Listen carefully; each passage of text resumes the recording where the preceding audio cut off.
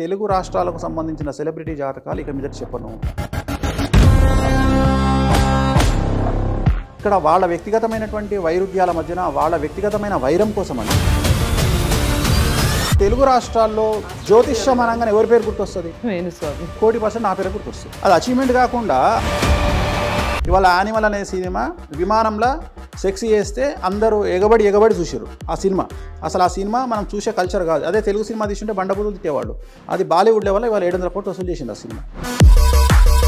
Cinema ఇండస్ట్రీలో ఉన్న హీరోయిన్లను ఒక న్యూస్ ప్రజెంటర్ వచ్చి లమ్ము అని చెప్పి తిడితే ఎవరికి మనోభావాలు దెబ్బతినాయి. ఇంకా బండబూతులు తిట్టి మార్ఫింగ్ చేసి ఫోటోలు పెట్టి హీరోయిన్ల ఫోటోలు పెడితే మనోభావాలు దెబ్బతినాయి. రాజశేఖర రెడ్డి గారి డెత్ గురించి నేను రాజశేఖర రెడ్డి గారికి చెప్పడం ఆయనకు చెప్పలే, బట్ వాళ్ళ బావమరిదికి చెప్పిన రవీంద్రనాథ్ రెడ్డి గారికి. జగన్ జైలుకి వెళ్తాడని చెప్పి మళ్ళీ వాళ్ళకే చెప్పిన. అట్లనే రాజశేఖర రెడ్డి గారు చనిపోతారని ఒక 1500 మంది వీఐపీలకు చెప్పిన. 1500 మంది వీఐపీలు ఇవాళ నాకు లైన్. మీరు అఘోరాలను నమ్ముతారా? అన్ఎక్స్పెక్టెడ్గా 1,00,000 మంది అఘోరాలు ఒక దగ్గర చేరడము, నాగసాధువులు ఒక దగ్గర చేయడమే చూసినాం తప్ప ట్రావెల్ చేసే వాళ్ళను నా లైఫ్లో ఇంతవరకు నేను చూడాలి. వాణి ఎంత అగ్రెసివ్, మగవాడి గల్లబట్టి కొట్టేంత ధైర్యం ఉన్నటువంటి అమ్మాయి. అదే మనం సంపాదించింది అల్లుడికి 5 కోట్లు ఇస్తే పండగ చేసుకుంటాడు, కొడుకుకి 5 కోట్లు ఇస్తే నాశనం చేస్తాడు. ఇవాళ రేపు అమ్మాయిలు తలగోరి పెట్టడంలో ఎటువంటి సమస్య లేదు. చాలా మంది సంతానలేమితో బాధపడుతూ ఉన్నారు. ఎప్పుడైతే పితృకార్యాలు మనం నిర్వహించకపోవడం వల్ల ఈ మధ్యకాలంలో అది కూడా బహుభార్యాతత్వం అనేది ఎక్కువైపోతూ ఉంది. ఈ జనరేషన్లో ఒక్క పెళ్లి చేసుకున్నోడే కంటిన్యూ చేస్తున్నందుకు నరకయాతన అనుభవిస్తున్న సందర్భంలో ఇంకో పెళ్లి చేసుకున్నాడు అంటే వాడు పక్కా పిచ్చినా కొడుకున్నాడు.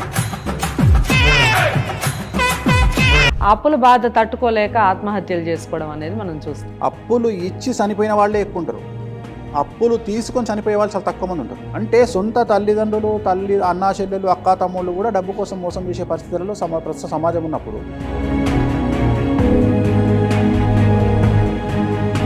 నమస్తే. ఎన్నో ఆధ్యాత్మిక కార్యక్రమాలు మన ఛానల్లో ప్రసారం అవుతూనే ఉంటాయి. ఒక విశిష్టమైన వ్యక్తి అనొచ్చు, కాంట్రవర్సీకి అసలు కేర్ ఆఫ్ అడ్రస్ అని చాలామంది చెప్తారు. కానీ నేను మాట్లాడిన తర్వాత, నేను చూసిన తర్వాత ఆహ్లాదమైన వాతావరణం, మనిషి కూడా అంతే ఆహ్లాదకరంగా ఉంటారు, డౌన్ టు ఎర్త్ ఉంటారు. మనం మాట్లాడుకోవటం వేరు, చూసి మాట్లాడటం వేరు, మనిషిని కలిశాక మాట్లాడటం వేరు. అలాంటి వ్యక్తే వేణుస్వామి గారు. వేణుస్వామి గారితో రాశిఫలాలు అలాగే ఆధ్యాత్మికమైనటువంటి మరిన్ని విషయాలు తెలుసుకునే ప్రయత్నం చేద్దాం. ఇక మీకు ఎటువంటి డౌట్స్ ఉన్నా రాశిఫలాలు చూసిన తర్వాత ఛానల్లో మీకు ఏ డౌట్స్ ఉన్నా కూడా స్క్రీన్ మీద కనపడే నెంబర్కి కాల్ చేయొచ్చు. తప్పకుండా దానికి సంబంధించిన సొల్యూషన్తో కూడిన వీడియోస్ మళ్ళీ చేసే ప్రయత్నం చేస్తాను. నమస్కారం గురుగారు. నమస్తే తల్లి. ఓం నమో వెంకటేశాయ. వెంకటాది సంస్థానం బ్రహ్మాండే నాస్తికించిన వెంకటేశ సమోదేవో నా భూతో నా భవిష్యతి. 2025 రాబోతోంది, 24 కంప్లీట్ అవుతోంది. 24 మీకు కూడా చాలా వరకు చాలా రకాలైన వార్తల్లో నిలిచారు, చాలా రకాలైన ప్రాబ్లమ్స్లో ఫేస్ చేయడం. ప్రాబ్లమ్స్ అని నేను అనుకోను తల్లి, ఎందుకంటే కలియుగంలో ఎక్కడైతే మనకు పబ్లిసిటీ ఉంటుందో, ఎక్కడైతే డబ్బు ఉంటుందో, ఎక్కడైతే పేరు ప్రఖ్యాతులు ఉంటాయో అక్కడ సమస్యలు సహజం. సో అల్లు అర్జున్ లాంటి వాళ్లకు సమస్యలు తప్పలేదు, అవును, నేనెంత. సో హార్దిక్ పాండ్యా లాంటి వారికే సమస్యలు తప్పలేదు, నేనెంత. రైట్. సో ఎప్పుడే కానీ హడల్స్ అనేవి జీవితంలో ఎదిగే ముందు వైబ్రేషన్ వస్తుంది. రైట్. నేను ఎగ్జాంపుల్ ఒకటి చెప్తాను మీకు, చెప్పండి. సో మనము చాలా భయపడేది జీవితంలో ఒకానొక సందర్భంలో భయపడతాము. అది మనం ఫ్లైట్లో వెళ్ళేటప్పుడు టర్బులెన్స్ వస్తుంది. ఫ్లైట్లో వెళ్ళేటప్పుడు మేఘాలు అడ్డు వలన టర్బులెన్స్ వస్తుంది. టర్బులెన్స్ అంటే ఒకసారి ఫ్లైట్ అట్లా అని కొట్టుకుంటుంది. కొట్టుకున్నప్పుడు ఒక్కొక్కసారి 100 feet 200 feet ఒక్కొక్కసారి 500 feet కూడా ఫ్లైట్, ఇక్కడున్న ఫ్లైట్ అలా దిగుతుంది కిందికి. దిగినప్పుడు మనము ఆకాశం నుండి భూమి మీదకి పడిపోతున్నామా అన్న విధంగా మన పరిస్థితి ఉంటుంది. సో ఫస్ట్ టైం ఫ్లైట్ ఎక్కిన వాళ్లకు ఆల్మోస్ట్ అలా అది డెత్ సీన్ చూసినంత భయం ఫీల్ ఉంటుంది ఫస్ట్ టైం ఫ్లైట్ ఎక్కిన వాడికి. ఫస్ట్ టైం ఎక్కినప్పుడు ఏమవుతుంది అంటే, మనం జనరల్గా ఫ్లైట్లలో 777 ఫ్లైట్ కానీ కొన్ని 320 ఫ్లైట్ కానీ ఎక్కినప్పుడు కొద్దిగా పర్వాలేదు పెద్ద ఫ్లైట్లు, అంటే 180 seaters. కానీ కొన్ని ATR అనే ఫ్లైట్స్ ఉంటాయి, చాలా చిన్న ఫ్లైట్స్ 60 seater ఉంటుంది. అది కాకుండా జెట్లో వెళ్ళినప్పుడు 8 seats ఉంటాయి. సో అప్పుడు ఏమవుతుంది అంటే దాని తీవ్రత చాలా ఎక్కువగా ఉంటుంది. ఒకసారి నేను ఒక విఐపిని తీసుకొని నాసిక్ వెళ్తున్నా, ప్రైవేట్ జెట్లో వెళ్తున్నప్పుడు ఏమైందంటే ఒకటేసారి 1000 feet దిగింది ఫ్లైట్. అంటే ఇంచుమించుగా ఆ సందర్భంలో కొన్ని సందర్భాల్లో తల కూడా పగిలిపోవచ్చు ప్రెషర్కి, ప్లస్ వామిటింగ్ రావచ్చు. సో అలాంటి ఒక టర్బులెన్సెస్ జీవితంలో సర్వసాధారణం. కానీ ఫ్లైట్ ఎక్కే వాళ్ళకే తెలుస్తుంది టర్బులెన్స్ అంటే ఏంది అనేది. రెండవది ఏంటంటే ఒకటోసారి ఎక్కినప్పుడు విపరీతమైన భయపడతాం, సెకండ్ టైం ఎక్కినప్పుడు 80% భయపడతాం, మూడోసారి ఎక్కినప్పుడు 50% భయపడతాం, నాలుగోసారి ఎక్కినప్పుడు 25% భయపడతాం, ఐదోసారి నుండి భయమే ఉండదు. ఓకే. అంటే అవి ప్రిపేర్ ఫర్ ఇట్ అన్నట్టు. టర్బులెన్స్ వస్తుంది అంటే ఆయన చెప్తాడు మనకు, పైలట్ ఏం చెప్తాడు, టర్బులెన్స్ వస్తుంది సీట్ బెల్ట్ పెట్టుకోండి అంటాడు. అనగానే దర్ ఫ్లైట్ ఇట్లా కొట్టుకుంటుంది. అప్పుడు ఏమవుతుంది, నార్మల్గా మనం పక్కవాడితో మాట్లాడుకుంటూ కూర్చుంటాం. అంటే ఒక్కసారి వస్తేనే దాని విలువ. నేను పుట్టినప్పటి నుండి అట్లాంటి టర్బులెన్స్ల మధ్యలోనే పెరిగిన. సో నాకు అసలు నథింగ్. రెండోది ఇంకొక విషయం ఏంది, టర్బులెన్స్ ఫేస్ చేయాలి అంటే ఫస్ట్ నువ్వు ఫ్లైట్ ఎక్కాలి. అంటే ఫ్లైట్ ఎక్కే స్థాయి ఉన్న వాళ్ళు మాత్రమే అర్థం చేసుకోగలిగింది టర్బులెన్స్. ఓకే. సో ప్రతి వాళ్ళు లైఫ్లో ఫ్లైట్ ఎక్కాలని రూల్ ఏం లేదు.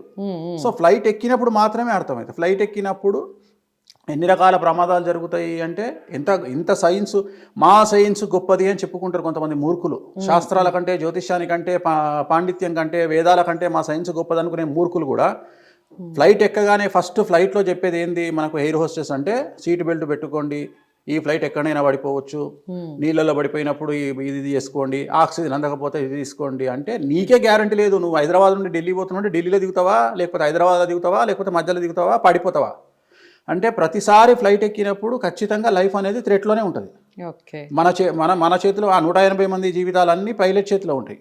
సో ఆ పైలట్ మన అందరి జీవితాలు ఫ్లైట్ చేతిలో ఉంటాయి, ఎటన్నా పోవచ్చు. సో ఈ టర్బులెన్స్లు అనేటువంటివి ఎట్లయితే నేను ఫేస్ చేసినో లైఫ్లో, అంటే ఆ స్థాయికి వెళ్తే ఫేస్ చేయాల్సిన పరిస్థితి. అట్లనే జీవితంలో ఈ స్థాయికి వచ్చినప్పుడు ఇలాంటి టర్బులెన్స్లు అనేటువంటివి సమాజంలో ఫేస్ చేయడం సర్వసాధారణము. సో వీటికి భయపడే స్థాయిలో వేణుస్వామి లేడు. వేణుస్వామికి నో రిగ్రెట్స్, ఏవైనా ఫేస్ చేయడానికి వేణుస్వామి సిద్ధంగా ఉన్నాడు. సో ప్రస్తుత దేశకాలమాన పరిస్థితులలో జైలుకు పోయిన ప్రతి ఒక్కళ్ళు ముఖ్యమంత్రులు అయినటువంటి సందర్భంలో సో అది పెద్ద విషయం కాదు. జైలుకు పోవడం అనేది పెద్ద విషయం కాదు, లేకపోతే 10 మంది మనల్ని రాళ్ళేసి కొట్టడం అనేది విమర్శ పెద్ద గొప్పతనం ఏం కాదు. ఇవన్నీ చాలా అవతలోడు అనుకుంటాడు. అవతలోడు ఏమనుకుంటాడు, ఏనుగు పోతున్నప్పుడు ఒక ఏనుగు పోతుందట రోడ్డు మీద, పోతుంటే 10 చీమలు దాని ముందు నుండి పోతున్నాయట. 10 చీమలు దాని ముందు నుండి పోకుంటూ దాంట్లో ఒక చీమ అన్నదట, అరే ఇది ఏనుగుకి ఇంత కూడా బుద్ధి లేదు, మనం 10 మంది ఉన్నాం, మనం నలిపేస్తాం దాన్ని, అసలు అది ఏమనుకుంటుంది, అది ఆగాలి కదా మనల్ని చూసి అన్నదట. అంటే ఇంకో చీమ అన్నదంట, లైట్ తీసుకురా పాపం, వాడి కళ్ళు కూడా సరిగా కనిపించాయి. అంటే వీళ్ళు కామెడీ చేసుకుంటున్నారు ఎవరిని, ఏనుగుని చూసి. అట్లా సమాజంలో మన గురించి తెలియక సోషల్ మీడియాలో మన గురించి కామెంట్లు పెట్టే వాళ్ళను, మన గురించి తిట్టే వాళ్ళను పట్టించుకుంటే మన లైఫ్ ముందుకు పోదు. వాళ్ళు ఎవరో వ్యక్తిగతంగా నాకు తెలియదు. నాకు లక్షల్లో ఫ్యాన్స్ ఉంటారు. మహా అంటే మనం పెట్టుకునే వీడియోల కింద మహా తిడితే 50 కామెంట్లు ఉంటాయి. లక్షల్లో ఉంటారు, కోట్ల అనేది అతిశయోక్తి కావచ్చు, మేబీ లక్షల్లో ఉంటారు, చెప్పలేం, నాకు తెలియదు కదా. డైరెక్ట్ గా నాతో వచ్చి మాట్లాడే వాళ్ళ సంఖ్య లక్షల్లోనే ఉంటుంది. సో నా ఫ్యాన్స్ లక్షల్లో ఉంటారు. ఉన్నప్పుడు ఏమవుతుందంటే నా గురించి చెడుగా పెట్టే వాళ్ళు మహా అంటే 50 మంది నాకు తెలిసి. సో అది కూడా వాంటెడ్లీ ఆర్గనైజ్డ్గా పెట్టే వాళ్ళే ఉంటారు. సో ఈ 50 కామెంట్ల కోసము నా సర్కిల్ను చూసుకొని నేను తగ్గేటువంటి క్వశ్చనే లేదు. సో నాకుండే రెప్యుటేషన్ నాదే. ఇంకోటమ్మా, మనము any publicity is good publicity. అదే మీరు ఇంతకుముందు కూడా పబ్లిసిటీ గురించి మాట్లాడుతూ, నాకు ఇంత నెగిటివ్ కామెంట్స్ వస్తున్నాయి అంటే జనాన్ని నన్ను పొగుడుతున్నట్టుగా నేను ఫీల్ అవుతాను, ఎందుకంటే నేను అంత పబ్లిసిటీ కాదమ్మా. చిన్న ఎగ్జాంపుల్ చెప్తా. ఇప్పుడు డాక్టర్లు అనగానే హైదరాబాద్ రేంజ్లో, తెలుగు రాష్ట్రాల రేంజ్లో కడుపుకు సంబంధించిన డాక్టర్ ఎవరు అంటే ఫస్ట్ గుర్తొచ్చే పేరు నాగేశ్వర రెడ్డి గారి పేరు. ఫస్ట్ గుర్తొచ్చే పేరు Nageswara Reddy, AG hospital owner. అదే మోకాళ్ళు అనగానే గుర్తొచ్చే పేరు గురువారెడ్డి గారు. ఓకే. సో అట్లా ప్రతి దాంట్లో ఒకళ్ళ పేరు గుర్తొస్తే వాళ్ళ లైఫ్ ఎక్కడో ఉన్నట్టు. అట్లా తెలుగు రాష్ట్రాల్లో ఎవరి పేరు గుర్తొస్తుంది? 100% కాదు, 1,000,000% నా పేరు గుర్తొస్తుంది. అది అచీవ్మెంటే కదా. అది అచీవ్మెంట్ కాకుండా అది తప్పెట్లయితుంది. సో చాలా పెద్ద విషయం అది. నేను అనేది ఏంటంటే ఆ బ్రాండ్ ఇమేజ్ క్రియేట్ చేసుకోవడానికి నేను పడ్డ కష్టము సహజం. There is no development in comfortable zone. ఎప్పుడు డెవలప్మెంట్ అనేది కంఫర్టబుల్ జోన్లో ఉండదు. మనం గిరిగీసుకొని ఒక 4 గీతలు గీసుకొని ఆ గీతల మధ్యలో జీవితాన్ని ప్రారంభిస్తే మన జీవితానికి ఎప్పుడు డెవలప్మెంట్ ఉండదు. మనం ఎప్పుడు మన రిస్క్ తీసుకోవాలి. ఉదాహరణ, హైదరాబాద్లో జాబ్ చేస్తే, ఉదాహరణ ఒక మామూలు జాబ్ చేస్తున్నాం, మామూలు జాబ్ చేస్తే 20,000 వస్తాయి. నేనేం చెప్తా, అరే మీరు 20,000 జాబ్ వదిలేసి సీదా వెళ్ళిపోయి ఒక మంచి వైన్స్ చూసుకొని, వైన్స్ ఓనర్ను బతిమలాడుకొని దాని ముందు ఒక మిరపకాయ బజ్జీల షాప్ పెట్టుకోండి. ప్రతిరోజు 80,000 సంపాదిస్తారు. డబ్బు ముఖ్యం, డిగ్నిటీ ఆఫ్ లేబర్తోని డబ్బు ముఖ్యం. 80,000 రూపాయలు సంపాదిస్తారు మీరు పర్ డే, నేను చెప్పేది. సో అట్లనే వ్యాపారాలు చాలా ఉన్నాయి. ప్రపంచంలో ఎన్ని రోజులైనా చావు లేనటువంటి, అంటే అసలు నష్టం రానటువంటి వ్యాపకాలు కొన్ని ఉన్నాయి. ఉదాహరణ విద్య, వైద్యం, మద్యం, తిండి. ఈ 4కి దోకాలేదు ప్రపంచంలో. ఈ 4ను మీరు ఈ 4లో ఏది పెట్టుకున్నా జీవితం సాఫీకి వెళ్ళిపోతుంది, డబ్బులు హ్యాపీగా సంపాదించుకుంటారు. సో సహజం. అంటే ఎప్పుడే కానీ నేను ఏమంటానంటే, జ్యోతిష్యం కాకుండా వేణుస్వామికి ఏవైనా వ్యాపకాలు ఉన్నాయా? చాలా ఉన్నాయమ్మా, చాలా ఉన్నాయి. ఎందుకున్నాయంటే నన్ను అంటే నేను ప్రిపేర్ అయ్యి ఉన్నా. ఎందుకంటే నన్ను ఎక్కడనో ఒక దగ్గర ఎవరో ఒకళ్ళు నన్ను ఏదో డిస్టర్బ్ చేయడానికి ప్రయత్నం చేస్తారు. చేసిన రోజు ఖచ్చితంగా నాకు నేను నిలబడాలి అంటే నేను చెప్పే ఒక సింగిల్ పాయింట్ ఎజెండా మోటివేషన్లో నేను నా క్లయింట్లకు ఏం చెప్తా అంటే, జీవితంలో మనం 100 మెట్లు ఎక్కి 100వ మెట్టు తర్వాత చనిపోతాం. అంటే హైట్స్ అనేది 100వ మెట్టు. ఉదాహరణ ఒక రాజకీయాల్లో తీసుకుంటే ప్రధానమంత్రి అనేది 100వ మెట్టు. ఓకే, ముఖ్యమంత్రి అనేది రాష్ట్ర స్థాయిలో తీసుకుంటే ముఖ్యమంత్రి అనేది 100వ మెట్టు. సో అట్లా ప్రతిదీ ఉండే. ఐఏఎస్ అంటే ఒక చీఫ్ సెక్రటరీ స్థాయి 100వ మెట్టు, ఐపీఎస్ అంటే డీజీపీ స్థాయి 100వ మెట్టు. ఇట్లా అన్ని మెట్లలో మనం ఎదుగుతున్న క్రమంలో, ఇప్పుడు ఉదాహరణ నేను 60వ మెట్టు మీద ఉన్నాను అనుకుంటే, నేనేమంటా అంటే 60వ మెట్టు మీదనే చనిపోవాలంట. 59కి కూడా రావద్దు. ఎక్కితే 61 ఎక్కాల, లేదంటే 59 మాత్రం పోవద్దు, 60లో చచ్చిపోవాలి. సో అలా నేను పెట్టుకొని మోటివేషన్ చేసుకొని నేను వెళ్తున్న స్థాయిలో, ఒకవేళ జ్యోతిష్యం అనేది ఏమైనా డిస్టర్బెన్స్ అయితే నేను రియల్ ఎస్టేట్ చేస్తాను. ఓకే, నాకు రియల్ ఎస్టేట్ వ్యాపకాలు ఉన్నాయి. ప్లస్ నేను ఇతరత్ర నాకు చాలా వ్యాపకాలు. నాకు సెలూన్ ఉంది, పబ్బు ఉండే. యాక్చువల్గా ఈ మధ్యకాలంలో చాలా సమస్యలు వస్తున్నాయని పబ్బు తీసేసిన. తర్వాత ఇప్పుడు వేరే చిన్న చిన్న ఏవో ఒక బోటిక్ లాంటిది, ఒక సెలూన్ లాంటిది ఏవో పెట్టుకుని నడిపించుకుంటున్నాను. ఎందుకంటే సైడ్ ఇన్కమ్ ఉండాలి. ఇక్కడ ఏమైనా డిస్టర్బ్ అయినప్పుడు ఎప్పుడు లైఫ్లో ఫైనాన్షియల్గా పడిపోవద్దు అనేది నా ఉద్దేశం. అందుకని నేను చాలా ఇంతమందికి మనం అడ్వైజ్ చేసినప్పుడు మనం చాలా ప్రీ ప్లాన్డ్గా ఉండాలి. రెండోది ఏంటంటే, ప్రతి ఒక్కడు ఏం మాట్లాడతాడు, అసలు వేణుస్వామి జాతకమే బాగుంటే వేణుస్వామి జాతకాలు ఎందుకు చెప్పుకుంటాడు అంటే, వేణుస్వామి బాగున్నాడు కాబట్టే అందరికీ చెప్తున్నాడు. అంటే ఫైనాన్షియల్గా బాగుండాలి ఫస్ట్ వేణుస్వామి. ఎందుకంటే మరి ఇన్ని పూజలు చేస్తే నువ్వు ఎట్లా సక్సెస్ అయినావు, నువ్వు సక్సెస్ కాకుండా వేరేటోడు ఎట్లా సక్సెస్ అవుతాడు అంటే, వేణుస్వామి సక్సెస్ అయిన తర్వాతనే వేరేవాడు సక్సెస్ అవుతాడు. సో వేణుస్వామి సక్సెస్ అయిన తర్వాతనే జ్యోతిష్యం చెప్తున్నాడు. మళ్ళీ వాళ్ళే అంటారు వేణుస్వామికి ఇన్ని డబ్బులు ఎక్కడి అని. అంటే నేను అదే చెప్తున్నా. అంటే తిట్టాలనుకునే నోరు నాలుక ఎటుపడితే అటు తిరుగుతుంది కాబట్టి ఏదన్నా మాట్లాడవచ్చు. నేను ప్రిపేర్ అయ్యి ఉన్నా. సో నేను ప్రిపేర్ అయ్యి ఉన్నా. నేను ఇది కాకుండా ఇంకా 100 చేసుకుంటా, ఇవి కాకుండా ఇంకా 100 చేసుకోవడానికి సిద్ధంగా ఉన్నా. రెండవది, నాకు అంత నెసిటీ కూడా లేదు. కారణం ఏంటంటే, నాతో పాటు నా వైఫ్ కూడా సంపాదిస్తుంది. తను 2 షోలు చేస్తే చాలు సంవత్సరానికి. సో ప్రాబ్లమే లేదు. నెలకు 2 షోలు చేస్తే చాలు. సో సంవత్సరం మొత్తం 10 షోలు చేసుకుంటే నేను హ్యాపీగా కాలు వేసుకొని బతకొచ్చు. సో టెన్షన్ లేదు. రైట్. సో ఫ్యామిలీ లైఫ్ అన్నారు కాబట్టి, ఇద్దరు కలిసి క్రికెట్ చూస్తారా? మీకు మాత్రమే క్రికెట్ పిచ్చి ఉందా? క్రికెట్ పిచ్చి చాలా ఉందమ్మా. అదే చాలా షోస్ వెళ్ళినట్టుగా చూసా. నేను ఆస్ట్రేలియా కూడా వెళ్ళినా, నేను లండన్ కూడా వెళ్తా. నాకు ఎక్కడైనా అంటే ఆ మజా ఉన్న మ్యాచ్లకు వెళ్ళేవాడిని. బట్ ఆస్ట్రేలియా మ్యాచ్ తర్వాత నేను వెళ్ళడం మానేసిన. ఎందుకంటే ఏమైతుంది అంటే, ఈ సోషల్ మీడియా యుగం వచ్చిన తర్వాత నేను చెప్పిన దాన్ని వాళ్ళు ఇష్టం వచ్చినట్టు దాన్ని ఎడిట్ చేసుకొని నన్ను చాలా డిగ్రేడ్ చేయడానికి చాలా తీవ్రమైన ప్రయత్నాలు చేస్తూ ఉన్నారు. సో నేను అందుకని ఒక నిర్ణయం తీసుకున్నా ఈ మధ్యన. ఏంటంటే, తెలుగు రాష్ట్రాలకు సంబంధించిన సెలబ్రిటీ జాతకాలు ఇక మీద చెప్పను, పాన్ ఇండియా లెవెల్లో చెప్పుకుంటా. అంటే బాలీవుడ్, కర్ణాటక, తమిళ్, కేరళ, మహారాష్ట్ర. సో వీళ్ళకి సంబంధించిన సెలబ్రిటీల జాతకాలే చెప్తా తప్ప ఇక మీదట తెలుగు రాష్ట్రాలకు సంబంధించిన సెలబ్రిటీ జాతకాలు చెప్పను. ఎందుకంటే ఏమవుతుంది అంటే, ఇక్కడ వాళ్ళ వ్యక్తిగతమైనటువంటి వైరుధ్యాల మధ్యన వాళ్ళ వ్యక్తిగతమైన వైరం కోసమని నన్ను మధ్యలోకి తీసుకొచ్చి నా వీడియోలన్నీ ఎడిట్ చేసి దాన్ని ఏం చేస్తున్నారంటే, నేను చెప్పింది చెప్పినట్టుగా వాళ్ళు ఇష్టం వచ్చినట్టు మార్ఫింగ్ చేసుకొని వాటి వీడియోలు వేస్తున్నారు. సో దానివల్ల నాకు వచ్చే నష్టం ఏం లేదు. కాకపోతే ఆ చికాకులు నాకు అనవసరం అనిపిస్తున్నాయి. అంటే ఎందుకు చెప్పాలా? ఓ సందీప్ రెడ్డి వంగాలాగా అర్జున్ రెడ్డి సినిమా తీసిన తర్వాత ఆయనను మన దగ్గర విపరీతంగా ట్రోల్ చేసిరు, తిట్టిరు. ఆయన తిక్కబుట్టి ఏం చేసిండు, చక్కగా పోయి బాలీవుడ్లో సినిమాలు చేసుకుంటుండు. ఇవాళ యానిమల్ అనే సినిమా విమానంలో సెక్స్ చేస్తే అందరూ ఎగబడి చూసిరు ఆ సినిమా. అసలు ఆ సినిమా మనం చూసే కల్చర్ కాదు. అదే తెలుగు సినిమా తీసుంటే బండబూతులు తిట్టేవాళ్ళు. అది బాలీవుడ్ లెవెల్లో ఇవాళ 700 కోట్లు వసూలు చేసింది ఆ సినిమా. అందుకనే నేను కూడా స్థాయి మార్చుకుంటున్నాను. అంటే మన స్థాయి మారినప్పుడు ఎందుకు రిస్క్ అవసరమా? రిస్క్ కూడా కాదు, దరిద్రం ఎందుకు అని. అంటే వీళ్ళ ఎందుకు ఇదంతా 80వ వారం అంత ఎందుకు? సో ఇప్పటి నుండి హ్యాపీగా బాలీవుడ్. అంటే మీరు బాలీవుడ్ అంటున్నారు కాబట్టి మన స్టార్స్ కూడా అందరూ బాలీవుడ్ స్టార్స్ అయిపోతున్నారు కదా. అల్లు అర్జున్ గారు, ప్రభాస్ గారు. అయినా చెప్పను, మన వాళ్ళు బాలీవుడ్కి వచ్చినా చెప్పను. ఓన్లీ ఆ లోకల్ కమ్యూనిటీనే తీసుకుంటా. తమిళనాడు, బాలీవుడ్లో హిందీ యాక్టర్స్. నేను ఇక్కడ నుండి వెళ్ళిన వాళ్ళ జోలికి పోదలుచుకోలే. ఇంకా వాళ్ళ జాతకాలు చెప్పను. ఎందుకంటే ఇక్కడ మనోభావాలు దెబ్బతింటాయి. ఎట్లా మనోభావాలు దెబ్బతింటాయి అంటే, వేణుస్వామి జాతకాలు చెప్తే మనోభావాలు దెబ్బతింటాయి. కానీ సినిమా ఇండస్ట్రీలో ఉన్న హీరోయిన్లను ఒక న్యూస్ ప్రజెంటర్ వచ్చి లమ్ మూ అని చెప్పి తిడితే ఎవరికి మనోభావాలు దెబ్బతినాయి. ప్లస్ ఇంకా బండబూతులు తిట్టి మార్ఫింగ్ చేసి ఫోటోలు పెట్టి హీరోయిన్ల ఫోటోలు పెడితే మనోభావాలు దెబ్బతినాయి. సో ఎందుకు ఈ మనోభావాల గొడవ? నాకు హ్యాపీగా నా పని నేను చేసుకుంటా కదా. రెండోది ఏంటంటే ఫ్రీ సర్వీస్ అయిపోయింది నా పరిస్థితి. అంటే ఏమవుతుందంటే ఇప్పుడు ఒక ఎక్స్ అనే పర్సన్కు నేను జాతకం చెప్పిన ఆన్ స్క్రీన్లో సోషల్ మీడియాలో, అతను నా దగ్గరికి రాకుండా వేరే వాళ్ళ దగ్గరికి పోయి రెమెడీ చేయించుకుంటాడు. చేయించుకున్నప్పుడు ఏమవుతుంది, అతనికి నేను చెప్పిన సమస్య జరగదు. అప్పుడు నేను ఫెయిల్ అవుతా. సమాజం ఏమనుకుంటుంది, వేణుస్వామి చెప్పిండు పలానా వ్యక్తికి సంబంధించిన సోషల్ మీడియాలో అది జరగలేదు అని అనుకుంటుంది, కానీ వాళ్ళు చేసుకున్న రెమెడీ గురించి ఎవడు మాట్లాడు. అప్పుడు ఏమవుతుంది, నేను డ్యామేజ్ అవుతా. సో నేనేం చేస్తున్నా ఇప్పుడు, కొత్త రూల్ ఏం చేస్తున్నా, ఆ వ్యక్తి గురించి వ్యక్తికి చెప్పకుండా నా చుట్టూ ఉన్న 5,000 వ్యక్తికి చెప్తున్నా. ఓకే, సో బిజినెస్ చేస్తున్నారు. ఇప్పుడు ఏమవుతుంది, ఇప్పుడు ఉదాహరణ నీకు బాగా క్లోజ్ ఉన్నాడు, ఇప్పుడు ఒక సినిమా స్టార్ ఉన్నాడు, మనం ఇంటర్వ్యూ అయిపోయినాక నేను ఆ సినిమా స్టార్ గురించో లేదా పొలిటీషియన్ గురించో మీకు చెప్పిన, మీలాంటి 5,000 మందితో మాట్లాడినా, ఇగో ఈ పలాంటి డేట్లో ఇవి జరగబోతుంది రాబోయే నెలలో అని. అతనికి అది విషయం జరగగానే ఈ 5,000 మందిలో 4,000 మంది నా ఫ్యాన్స్ అవుతారు. ఈ 4,000 మంది 5,000 మంది ఇంకో 10,000 మందికి చెప్పుకుంటారు. అంటే ఒకటేసారి ఒక ఇన్సిడెంట్ మీద నేను 1,00,000 మందిని సంపాదించుకుంటా. కానీ నేను సోషల్ మీడియాలో చెప్పడం వల్ల నేను డ్యామేజ్ అవుతున్నా.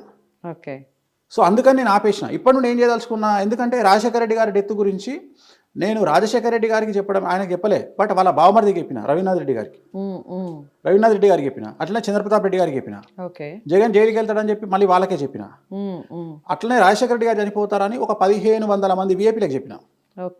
ఆ 1,500 మంది విఐపీలు ఇవాళ నా క్లయింట్లు రెండు తెలుగు రాష్ట్రాల్లో. కానీ అదే నేను ఒకవేళ రాజశేఖర రెడ్డి గారు చనిపోతారని టీవీలో చెప్పి అది జరగకపోయి ఉంటే నా పరిస్థితి చాలా ఘోరంగా ఉండేది.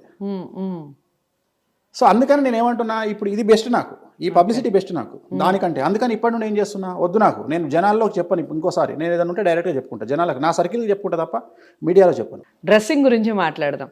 వేణుస్వామి గారు రకరకాల డ్రెస్సులు వేస్తారు, రకరకాల గెటప్స్ వేస్తారు అని మామూలుగా మాటలు బయట వినపడుతూ ఉంటాయి. కారణం ఏంటంటారు? మీరు ఆధ్యాత్మికంగా ఉన్నప్పుడు ఒక టైప్ ఆఫ్ డ్రెస్లో ఉంటారా, లేకపోతే కామన్గా కూడా ఇదే టైప్లో ఉంటారా? బయటకు వెళ్ళినప్పుడు మిమ్మల్ని టీ షర్ట్లో చూడటం, రకరకాలుగా చూడటం, దాని గురించి కూడా కామెంట్స్ చేయటం జరుగుతుంది. జర్మనీలో ఉన్నప్పుడు జర్మన్ లాగా బిహేవ్ చేయడం ఒక సామెత ఉంది. సో నేను జ్యోతిషం చెప్పేటప్పుడు నేను పంచం మీద ఇట్లుంటా. నా అటైర్ ఇదే జనరల్గా, నేను నా సింగిల్ అటైర్ నాది. నేను ఎక్కువ నేను మ్యాక్సిమం నేను వేసేది ఎల్లో, రెడ్, గ్రీను, తర్వాత ఆరెంజ్, కాషాయం. ఈ 4 నా రెగ్యులర్గా. దాంట్లో ఎల్లో నాది రెగ్యులర్గా ఉంటుంది. కారణం ఏంటి అంటే బగాలాముకి రాజశ్యామల పూజ చేసే వాళ్ళందరూ వెంకటేశ్వర స్వామి వారిని పూజ చేసే వాళ్ళకు దీన్ని లెమన్ ఎల్లో అంటారు. ఇది లెమన్ ఎల్లో, ఇది వెంకటేశ్వర స్వామి వారిది, ఎట్ ది సేమ్ టైం ఇది బగాలమ్మకి అమ్మవారిది. సో ఈ రెండు నేను బాగా కోరుకునేటువంటి, నేను పూజించేటువంటి దేవుడి అమ్మవారు. ఇటు వెంకటేశ్వర స్వామి వారు అయితేనేమి, అటు బగాలమ్మకి అయితేనేమి, వాళ్ళకు సంబంధించినటువంటి డ్రెస్ ఇది. అందుకనే ఎక్కువగా నేను వేసే దాంట్లో లెమన్ ఎల్లో ఉంటుంది. అది కాకుండా రెడ్ వేస్తూ ఉంటాను, కాషాయం వేస్తూ ఉంటాను, అప్పుడప్పుడు గ్రీన్ వేస్తూ ఉంటాను. సో ఇది కాకుండా ఇప్పుడు నేను ఏదన్నా దేశానికి వెళ్ళినప్పుడు ఆ దేశానికి సంబంధించి ఖచ్చితంగా ఆ డ్రెస్ అనేది మామూలుగా వేసినప్పుడు షార్టో లేకుంటే ట్రాక్ సూటో లేకుంటే టీ షర్టో వేసుకొని మనం బయటకు వెళ్తాం కదా. నేను ఇవాళ వరకు లండన్ వెళ్ళినా, లండన్లో -3 -4లో కానీ, ఈవెన్ ఆస్ట్రేలియాలో క్రికెట్ మ్యాచ్ చూస్తున్నప్పుడు -3 -4 ఉన్నా నేను ఎక్కడ కనీసం జర్కిన్ వేసుకోలేదు. నేను ఇదే లుంగి మీద ఇదే అంగి మీద ఉన్నా. అందరు షాక్ అయ్యారు, స్వామి మేము గదగద వణుకుతున్నాం, మేము పెద్ద పెద్ద ఉలన్ కోట్స్ వేసుకున్నాము, మీరు మాత్రం అట్లానే ఉన్నారు అంటే. నాకు కంఫర్టబుల్ ఉంది ఇక్కడ, నాకేమి చలి పెట్టట్లేదు, ప్లస్ ఈ డ్రెస్ నాకు కంఫర్టబుల్ ఉంది, ఇది నాకు ఒక డిఫరెంట్ కైండ్ ఆఫ్ చూపించే విధానము, ఇట్లనే ఉంటా. సో నేను స్విమ్మింగ్ చేసేటప్పుడు పట్టు చీర కట్టుకొని స్విమ్మింగ్లు చేస్తారా అమ్మాయిలు? వాడు ఎవడో విమర్శిస్తాడు, హీరోయిన్లు బికినీలు వేసుకున్నారని. బికినీతోనే స్విమ్మింగ్ చేయాలి కదా, పట్టు చీర కట్టుకొని స్విమ్ చేయరు కదా. సో అట్లనే స్విమ్ చేసేటప్పుడు షార్ట్లు వేసుకుంటాము, బయట దేశం పోయినప్పుడు ఒకలా ఉంటాము. అంటే నేను గుళ్ళో పూజారిని కాదు, నేను ఊరి పురోహితుని కాదు. ఆస్ట్రాలజీ అనేది జస్ట్ ఏ ప్రొఫెషన్. అది కాకుండా వేణుస్వామికి వ్యక్తిగతమైన అంశాలు 190 ఉంటాయి. సో వాటి జోలికి రావడం కానీ వాటిని విమర్శించే రైట్స్ ఈ ప్రపంచంలో ఎవ్వరికీ లేవు. ఒక ముఖ్యమంత్రికి కూడా వ్యక్తిగతంగా, ఆయన రాష్ట్ర ముఖ్యమంత్రి అయితే ఆయనకు కూడా ప్రత్యేకమైన ప్రైవేట్ జీవితం ఉంటుంది. ఆయన ప్రైవేట్ జీవితాన్ని డిస్టర్బ్ చేసే రైట్స్ ఎవరికి లేవు. అట్లనే నాకు కూడా ప్రైవేట్ లైఫ్ ఉంటుంది. సో దాన్ని డిస్టర్బ్ చేసి దాన్ని ఎత్తి చూపే రైట్స్ ఎవరికి లేవు. ఇక అఘోరాల విషయానికి వస్తే, మీరు అఘోరాలను నమ్ముతారా? అఘోరా ఈ మధ్య కాలంలో బాగా అఘోరీ డిస్కషన్ నేను చేయను, అఘోరాలను నమ్ముతా. అఘోరాలకు సంబంధించి ఒకే ఒక విషయం చెప్తా మీకు. మనకు కుంభమేళా జరుగుతుంది యూపీలో కానీ గయాలో కానీ కుంభమేళా జరిగినప్పుడు మీకు ఎక్కడ ఆన్ రోడ్ ట్రావెలింగ్ అనేది ఎక్కడ అఘోరాలను మనం చూడం. అంటే కారులో వెళ్ళడం కానీ నడుచుకుంటూ వెళ్ళడం కానీ ఎక్కడ చూడం. మనం గ్యాదరింగ్ సడన్గా ఒకటేసారి 1,00,000 మంది అఘోరాలు అక్కడ కనిపిస్తారు. మీరు కెమెరాలు పెట్టి ఎత్తకండి, వాళ్ళు ఎక్కడ రోడ్డు నుంచి వచ్చినట్టు కానీ లేకపోతే బై రోడ్డు కానీ ట్రావెల్ చేసి వచ్చినట్టు కానీ మీకు కనిపించదు. అంటే సూక్ష్మ రూపంలో అక్కడికి వస్తారు అని పెద్దవాళ్ళు చెప్పారు, మనం అదే నమ్ముతున్నాం. అంటే రోడ్ల మీద తిరగడము, బై రోడ్డు ట్రావెల్ చేయడము, బస్సులలో, ట్రైన్లలో, ఫ్లైట్లలో అఘోరాలు ట్రావెల్ చేయడం అనేది నేను చూడలే ఇప్పటి వరకు. నేను చూసే అఘోరాలు, ఒకవేళ అలా చూసే వాళ్ళు ఉంటే వాళ్ళు అఘోరాలు కాదంటారా? అది అది అది అది అది మన సబ్జెక్ట్ కాదు కదా. ఇప్పుడు వాళ్ళ అఘోరాలా కాదా అనేది మనకు అనవసరం. మీరు చెప్పింది ఒరిజినల్ అఘోరాల గురించి మాట్లాడుతున్నారు, నేను కుంభమేళా అఘోరాల గురించి మాత్రమే మాట్లాడుతున్నా.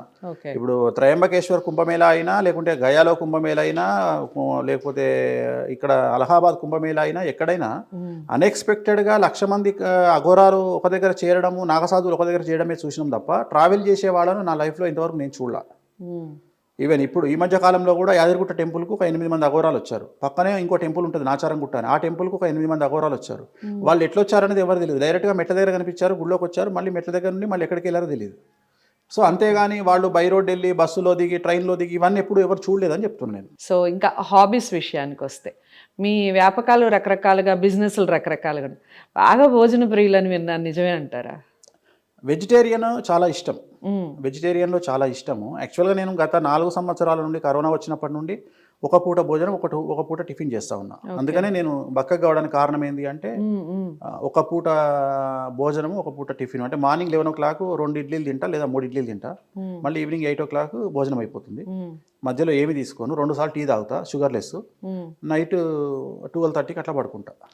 12:30 వరకు ఇంటర్నేషనల్ కాల్స్ ఉంటాయి. మార్నింగ్ 9 o'clock లేస్తా. ఇది నా రెగ్యులర్ సిస్టమ్. ఇంకా భోజన ప్రియుడు అంటే నాకు ఖచ్చితంగా పప్పు, పాలకూర పప్పు కానీ, పచ్చళ్ళు, రోటి పచ్చళ్ళు, సో చాలా చాలా ఇష్టం నాకు.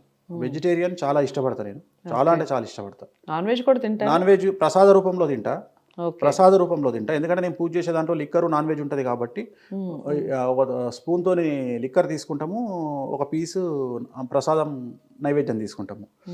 అలా తెలంగాణ స్టైల్లో బగారా రైస్ చాలా ఇష్టం. బగారా రైస్ విత్ వంకాయ కర్రీ, గుత్తి వంకాయ కూర, అది చాలా ఇంట్రెస్ట్గా తింటాను నేను. ఇది నా ఫుడ్ హ్యాబిట్స్. అంతే. నాకు కూల్ డ్రింక్లు అలవాటు లేవు, ఐస్ క్రీమ్లు అలవాటు లేవు, ఫ్రూట్స్ కూడా తినను, అసలు ఏం తినను. అంతే, ఓన్లీ ఆ ఫుడ్ మాత్రమే ఇష్టం. అంతే, అది కూడా పాలకూర పప్పు, ఒక పచ్చడి, ఒక వేపుడు, అలా తింటారు. మూవీస్ చూస్తారా? 2019 వరకు ప్రతి మూవీ ఖచ్చితంగా ఫస్ట్ మార్నింగ్ షో 8:45 షోకు నేను ఉండేవాడిని థియేటర్లో. 2019 వరకు. ప్లస్ ఐమాక్స్ థియేటర్లో ఖచ్చితంగా నేను ఒక షో వేసేవాడిని నాకు తెలిసినటువంటి విఐపీల కోసం. అంటే సినిమా వాళ్ళకి కావచ్చు, లేదా పొలిటీషియన్స్ కావచ్చు, లేదా పోలీస్ వాళ్ళకి కావచ్చు, అందరికి కలిపి ఒక షో వేసేవాడిని. అలాంటిది ఇప్పుడు 2019 తర్వాత నేను మ్యాక్సిమం చూసుంటే 2 సినిమాలు చూసుంటా థియేటర్. ఎందుకని? టైం దొరకట్లా. ఈ పబ్లిసిటీ వల్ల ఏమవుతుంది అంటే, ఇది నెగిటివ్ అనుకుంటారు చాలామంది. ఇది ఏమవుతుంది అంటే, జనాలు ఏం ఫీల్ అవుతారంటే, చాలామంది నెగిటివ్ అంటే, కొంతమంది ఏం ఆలోచిస్తారంటే వేణుస్వామి గురించి నెగిటివ్ పబ్లిసిటీ వస్తుంది అంటే ఆయన లైఫ్ స్పాయిల్ అవుతుందేమో అనుకుంటారు. కానీ అక్కడ జరిగేది ఏం జరుగుతుంది అంటే, నా రీచ్ అనేది పెరుగుతూ ఉంది. పెరగడం వల్ల ఏమవుతుంది అంటే, ఎందుకు వేణుస్వామిని టార్గెట్ చేస్తున్నారు అని ఫస్ట్ ఆలోచిస్తారు జనాలు. ఆలోచించి నా దగ్గరికి రావాలనుకునేవాడు, ఓహో ఈయన దగ్గర సబ్జెక్ట్ ఉంది కాబట్టి ఈయనను టార్గెట్ చేస్తున్నారు అని జనాలు రావడం స్టార్ట్ అయింది. సో రెగ్యులర్గా పెరుగుతూ ఉంది. యాక్చువల్గా 2017 వరకు స్లోగా ఉండింది. 2017లో కూడా ఇట్లనే టార్గెట్ చేసినారు నన్ను. అప్పటి నుండి అట్లా రాకెట్ లాగా లేచిందంటే అది అట్లనే వెళ్తుంది, ఎక్కడ డ్రాప్ అవ్వట్లా, కంటిన్యూగా వెళ్తుంది. ఒకవైపు జరిగే కాంట్రవర్సీస్ జరుగుతుంటాయి, వాటికి నాకు సంబంధం లేదు. ఇప్పుడు కూడా మనం ఇంటర్వ్యూ చేస్తున్నాం, మీకు మంత్రాలు వినబడుతున్నాయి కదా. అవును, యాగం నడుస్తుంది. ఓకే. ఈ రోజు కూడా నేను బిజీగా ఉన్నా. ఇవాళ 3వ రోజు కంటిన్యూగా నా ప్రోగ్రాములు కంటిన్యూగా నడుస్తున్నాయి.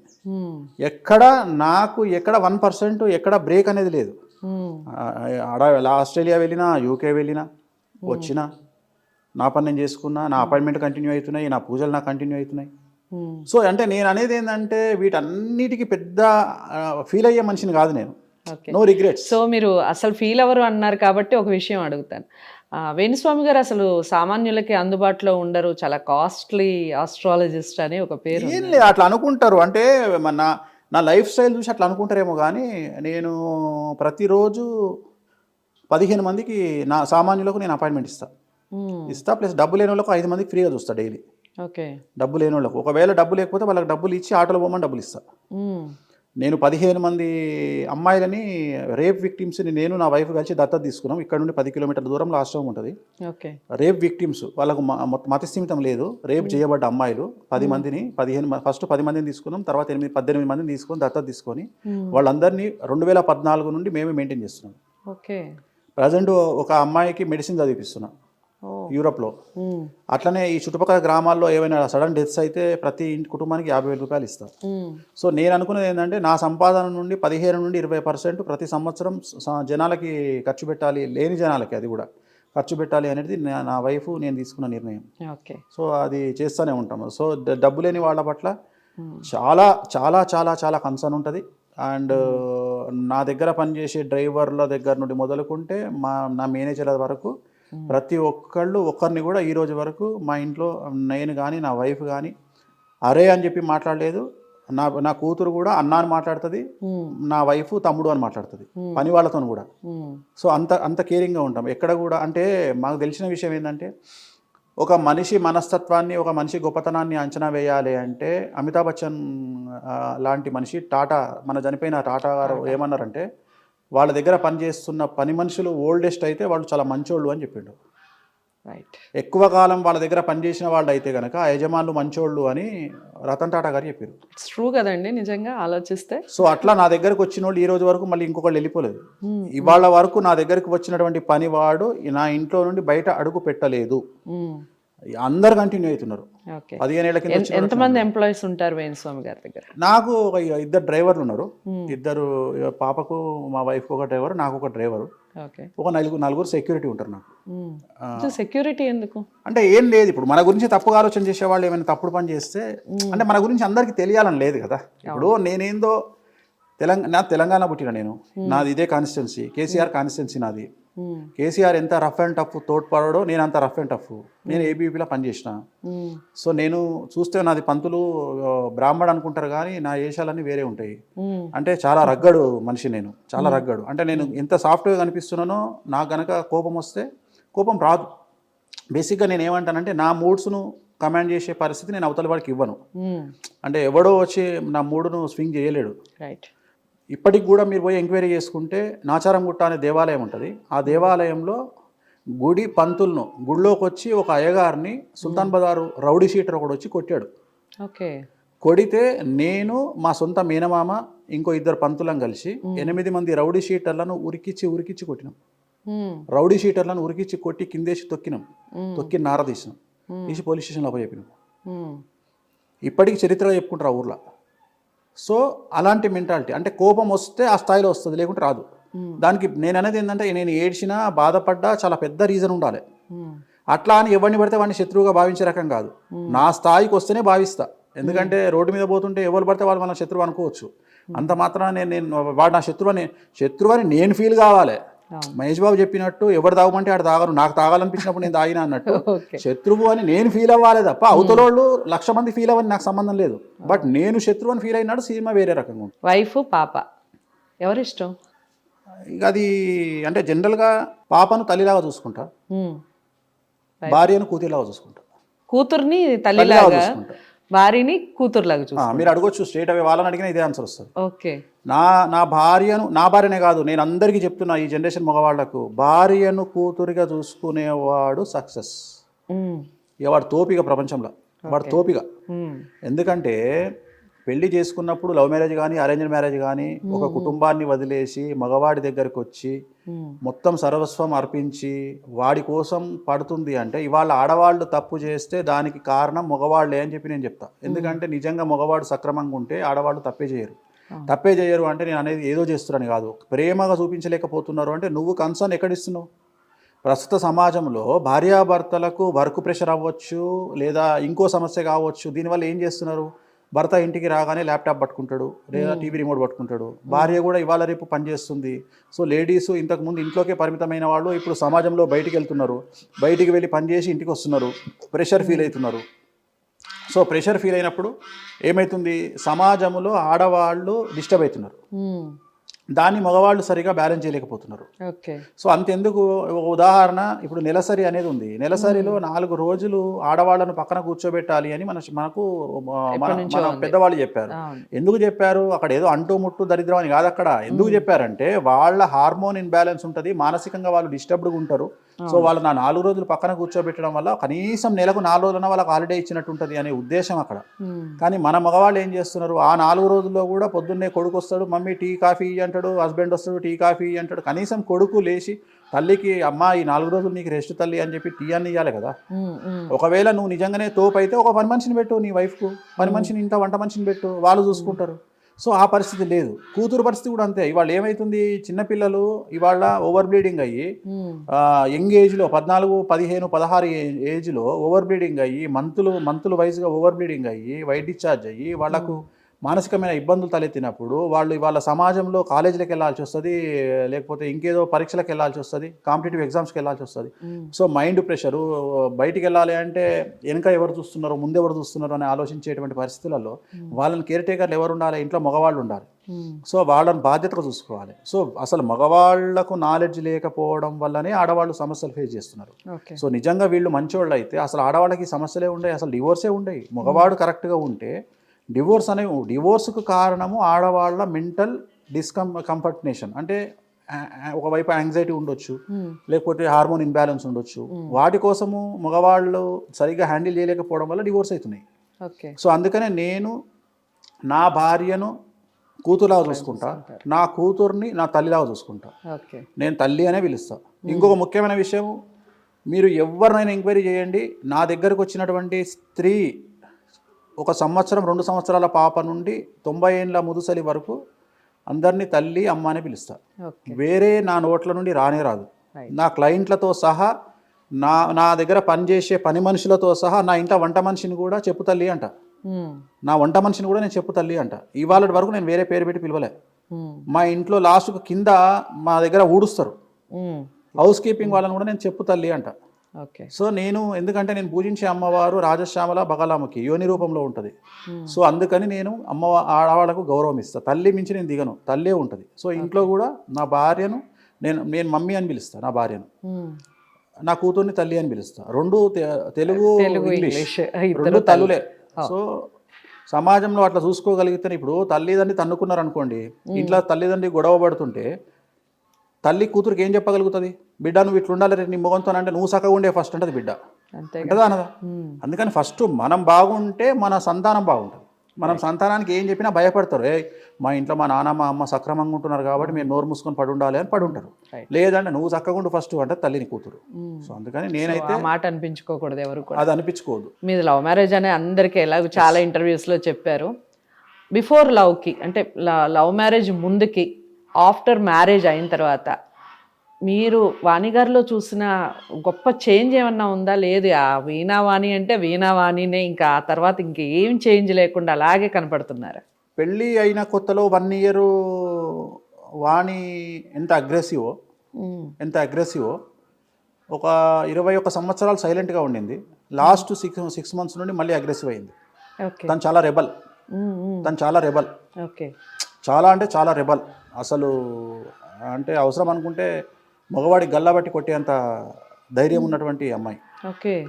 పెళ్ళైన తర్వాత తను సాఫ్ట్ అయింది, నేను సాఫ్ట్ అయినా. నేను ఎంత రెబల్ అంటే నాది ఎక్స్ట్రీమ్ రెబల్. నా గురించి నా ఊరు మీరు రెబల్ అన్నా కానీ నిజంగా ఒప్పుకోవడానికి ఒక ఆకారం కానివ్వండి, ఒక ఇది ఉంటుంది. వీణావాణి గారిలో అసలు మీరు చెప్తున్న క్వాలిటీ నాకంటే రెబల్. చాలా మంది ఏంటంటే తను నేను కంట్రోల్ చేస్తుంటా, నీ చేతిలో వీణ ఉంది సరస్వతి, నువ్వు కంట్రోల్గా ఉండు అంట. తను ఏమంటదంటే వద్దు అట్లా. ఇప్పుడు అటు ఇటు ఉండేవాళ్ళు ఎంతమంది లేరు? అటు ఇటు మన సంస్కృతిని ఫాలో అవుతున్న వాళ్ళు, సింగర్స్ లేదా మ్యూజిషియన్స్ ఎంతమంది అగ్రెసివ్గా ఉండట్లేదు అన్నిట్లలో. ఇప్పుడు ఉదాహరణ కంగనా రనౌత్ రెబలు, ఇవాళ తన ఎంపీ. సో అట్లా తను ఏమంటదంటే మనం అన్నిట్లలో ఉండాలి. ఇంకొకటి ఏంటంటే మా జీవితంలో తనకి నేను, నాకు తను, మేమిద్దరం, నా పాపకి, ముగ్గురమే. వేరే వాళ్ళ మీద డిపెండెన్స్ అనేది మా లైఫ్లో ఉండదు. అంటే అసలు ఆ డిపెండెన్స్ నేను వదిలేసిన. అంటే ఏమైపోతుంది సమాజంలో అంటే, ఇప్పుడు ఉదాహరణ నాకు జ్వరం వచ్చింది అనుకుందాం, ఎవరినో ఒకరిని తీసుకెళ్తే నా బంధువుని నేను మాట్లాడేది, పనులను కాదు, బంధువును ఎవరినో ఒకరిని మెడికల్ షాప్ రారా అంటే వాడు ఏం ఫీల్ అవుతాడు అంటే నాకు వాడు బైపాస్ సర్జరీ చేసినట్టు ఫీల్ అవుతాడు వాడు. ఆ రోజు నీ ఎంబడి నేను మెడికల్ షాప్కి రాలేదా అంటాడు. అంటే ఈ ప్రపంచంలో అతి దరిద్రమైన పని ఏంటి అంటే మనకు తెలిసిన బంధువుల వల్ల సహాయాన్ని పొందడం, కష్టం అనుభవించడం బెస్ట్, దానికంటే కష్టం అనుభవించడం బెస్ట్. అందుకని నేను నా భార్యకి, నా భార్య నాకు, మేమిద్దరం మా పాపకి, మాకు మేమే, మా ముగ్గురులో మేమే, అంతే తప్ప మేము వేరే వాళ్ళ సహాయ సహకారాలు అవసరం అనుకుంటే మా పని వాళ్ళ సహాయాన్ని తీసుకుంటాం తప్ప బంధువుల సహాయానికి పోము. ఎందుకు ఓన్లీ చైల్డ్ దగ్గర ఆపేశారు వేణుస్వామి గారు? అంటే ఏం లేదు, మా జాతకంలో మగ సంతానం లేదు. మా ఇంట్లో మేము ముగ్గురం అన్నదమ్ములము, ఇద్దరు అక్కయ్యలు, మొత్తం 5గురము. మొత్తం రివర్స్ ఉంటుంది సిస్టమ్ మా ఇంట్లో. అంటే ఉదాహరణ, 2 ఆడపిల్లలకు 2 మగపిల్లలు, 3 మగపిల్లలకు 2 ఆడపిల్లలు. అంటే మా వంశంలో మగ సంతానం లేదు.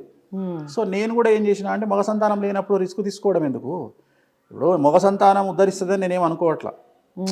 నేనేమనుకుంటానంటే మగవాడి కంటే ఆడపిల్ల బెటర్ అనుకునే మనస్తత్వం నాది. దానికి ఆన్సర్లు కూడా ఉన్నాయి నా దగ్గర. సో నేను ఆడపిల్లలకు ఎక్కువ ఇంపార్టెన్స్ ఇస్తాను. సో మగవాళ్ళ కంటే, ఎందుకంటే మగవాళ్ళు ఇవాళ ₹1,00,000 సంపాదిస్తున్నారు అంటే మగవాడి కంటే ఆడపిల్ల ఎక్కువ 2 లక్షలు సంపాదిస్తుంది. అప్పుడు వీడు 3 లక్షలు సంపాదించాలి. సో ఇంకోటి, వాడు ఎంత చేసినా వేస్ట్.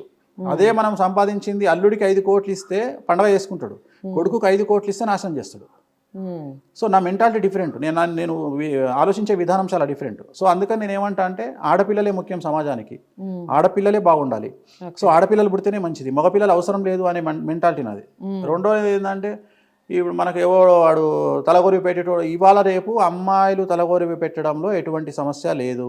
అమ్మాయిలు కూడా ఇవాళ కర్మకాండాలు చేస్తున్నారు. ఒకవేళ అమ్మాయి చేయకపోతే మొగడు చేస్తాడు, అల్లుడు చేస్తాడు. సో కర్మకాండాలు ఇది కూడా కాంట్రవర్సీ అయితే చూడండి. ఎందుకైతుందమ్మా, ఏం లేదు కదా.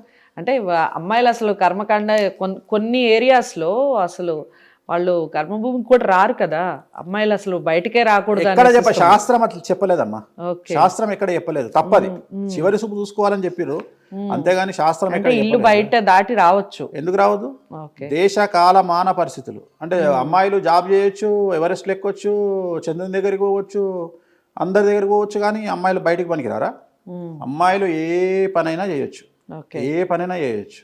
నేటి సమాజంలో ఉన్నటువంటి అతి ముఖ్యమైన సమస్య అంటే ఈ మధ్య కాలంలో ఫెర్టిలిటీ ప్రాబ్లమ్స్. చాలామంది సంతానలేమితో బాధపడుతూ ఉన్నారు. కారణం ఏంటంటారు? జ్యోతిష్యం ఏం చెప్తుంది? అతి ముఖ్యమైనటువంటి కారణం ప్రస్తుత సమాజంలో పితృకార్యాలు నిర్వహించకపోవడము. The first reason.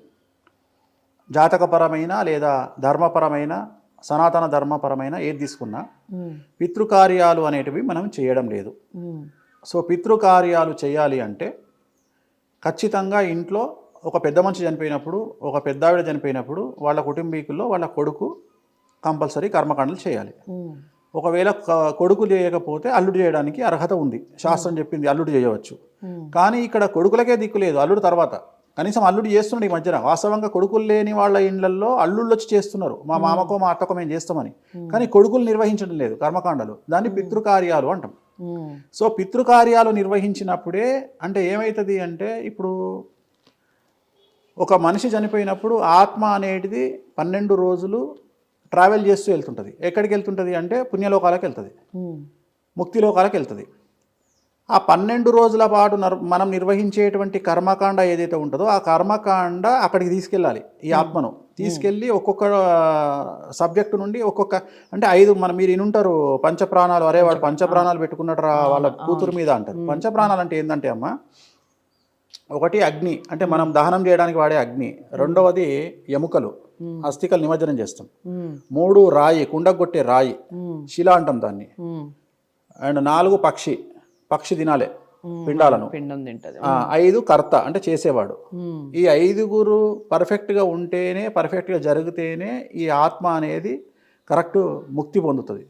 పొందితే ఏమవుతుంది అంటే అక్కడ ఆల్రెడీ 3 వెయిట్ చేస్తుంటారు పైన. ఏది ఇంతకు ముందు చనిపోయిన పెద్దలు ఉంటారు కదా, ఆ పెద్దల్లో 3 వెయిట్ చేస్తుంటారు. ఇక్కడ నుండి వెళ్ళినటువంటి ఆత్మ కింది నుండి ఫస్ట్ పొజిషన్కు రాగానే పైన 3వ పొజిషన్లో ఉన్న వాళ్ళకి విముక్తి కలుగుతుంది. వీళ్ళకు విముక్తి కలగదు, వీళ్ళు వెళ్ళి లైన్లో నిల్చుంటారు.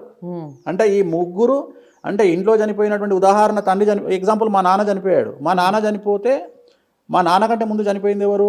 మా తాత, మా ముత్తాత, మా ఇంకో తాత, 3 ఉంటారు లైన్లో.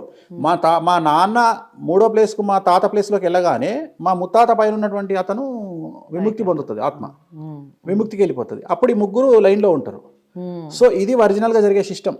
అందుకనే వంశోద్ధారకుడు అంటారు. వంశోద్ధారకుడు అంటే ఇక్కడ వంశాన్ని ఉద్ధరిస్తడం కాదు. పితృకార్యము ఎవరైతే చేస్తారో వాళ్ళు ఇటు 7 తరాలు, ఇటు 7 తరాలకు సంబంధించిన వంశాన్ని ఉద్ధరిస్తారు అని దాని యొక్క అర్థం. సో అందుకనే ఈ పితృకార్యాలు చేయకపోవడం వల్ల, ఎప్పుడైతే పితృకార్యాలు మనం నిర్వహించకపోవడం వల్ల వాళ్ళ పితృదేవతల యొక్క ఆశీస్సులు మనకు లేక ఫస్ట్ దెబ్బపడేది సంతానం. సంతానం దెబ్బపడుతుంది. రాను రాను రాను సంతానం లేకుండా జరుగుతుంది. ఆడవాళ్లకు కూడా అంటే దాన్ని నాగదోషం అంటాం ఆడవాళ్ళకైతే. మగవాళ్ళకైతే పితృదోషము, ఆడవాళ్ళకైతే నాగదోషం అంటాం. ఇది కాకుండా జాతకపరమైన విశ్లేషణ ఏంది అంటే, ఎవరికైతే మగవాళ్లకు జాతకంలో రవి 6వ ఇంట్లో 12వ ఇంట్లో ఉంటాడో, శని దృష్టి రవి మీద ఉంటుందో, లేదా ఆడవాళ్లకు చంద్రుడు గురువు వ్యయంలో లేదా 6వ ఇంట్లో ఉంటారో, లేదా శుక్రుడు వ్యయంలో 6వ ఇంట్లో ఉంటాడో వాళ్ళందరికీ సంతాన యోగము అనేటువంటిది ఉండదు.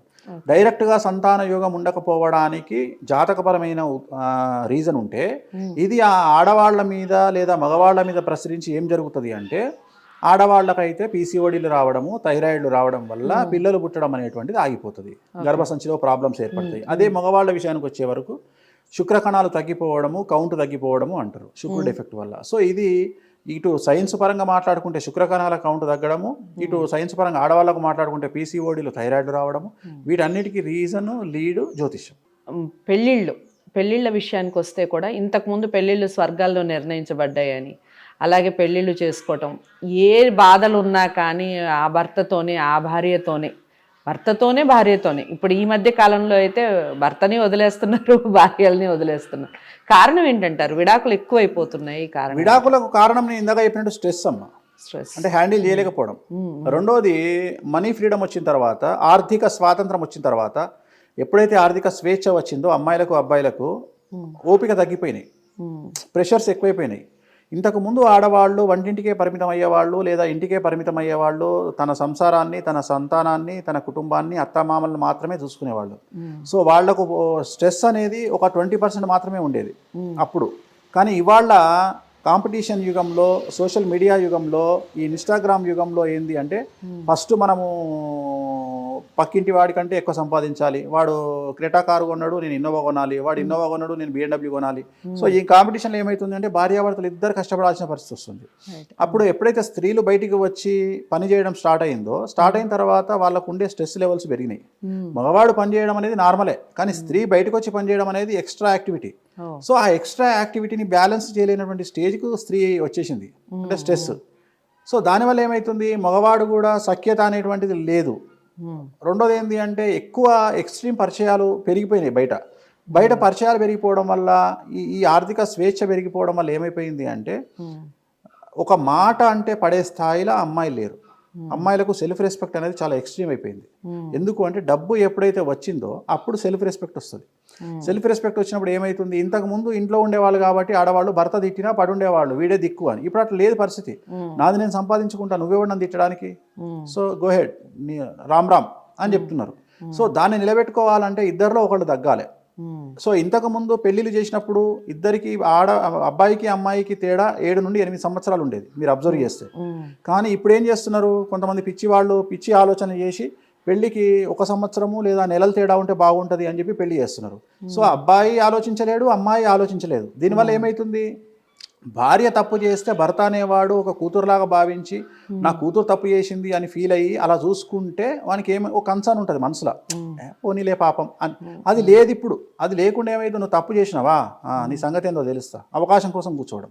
సో దీనివల్ల ఎక్కువగా డివోర్స్ అవుతున్నాయి. రెండవది జాతకపరమైన విశ్లేషణ తీసుకుంటే, అమ్మాయిలకు కుజుడు శుక్రుడు వ్యయంలో ఉండడం, 6వ ఇంట్లో ఉండడం, 7వ ఇంట్లో ఉండడము, అలాగే మగవాళ్ళకైతే శుక్రుడు రాహు కలిసి 12వ ఇంట్లో 6వ ఇంట్లో ఉండడము, సో గురువు 6వ ఇంట్లో ఉండడం, 12వ ఇంట్లో ఉండడం, వీటి వల్ల ఏమవుతుంది అంటే డివోర్స్ అనేటువంటివి చాలా ఎక్కువగా జరుగుతుంది. రైట్.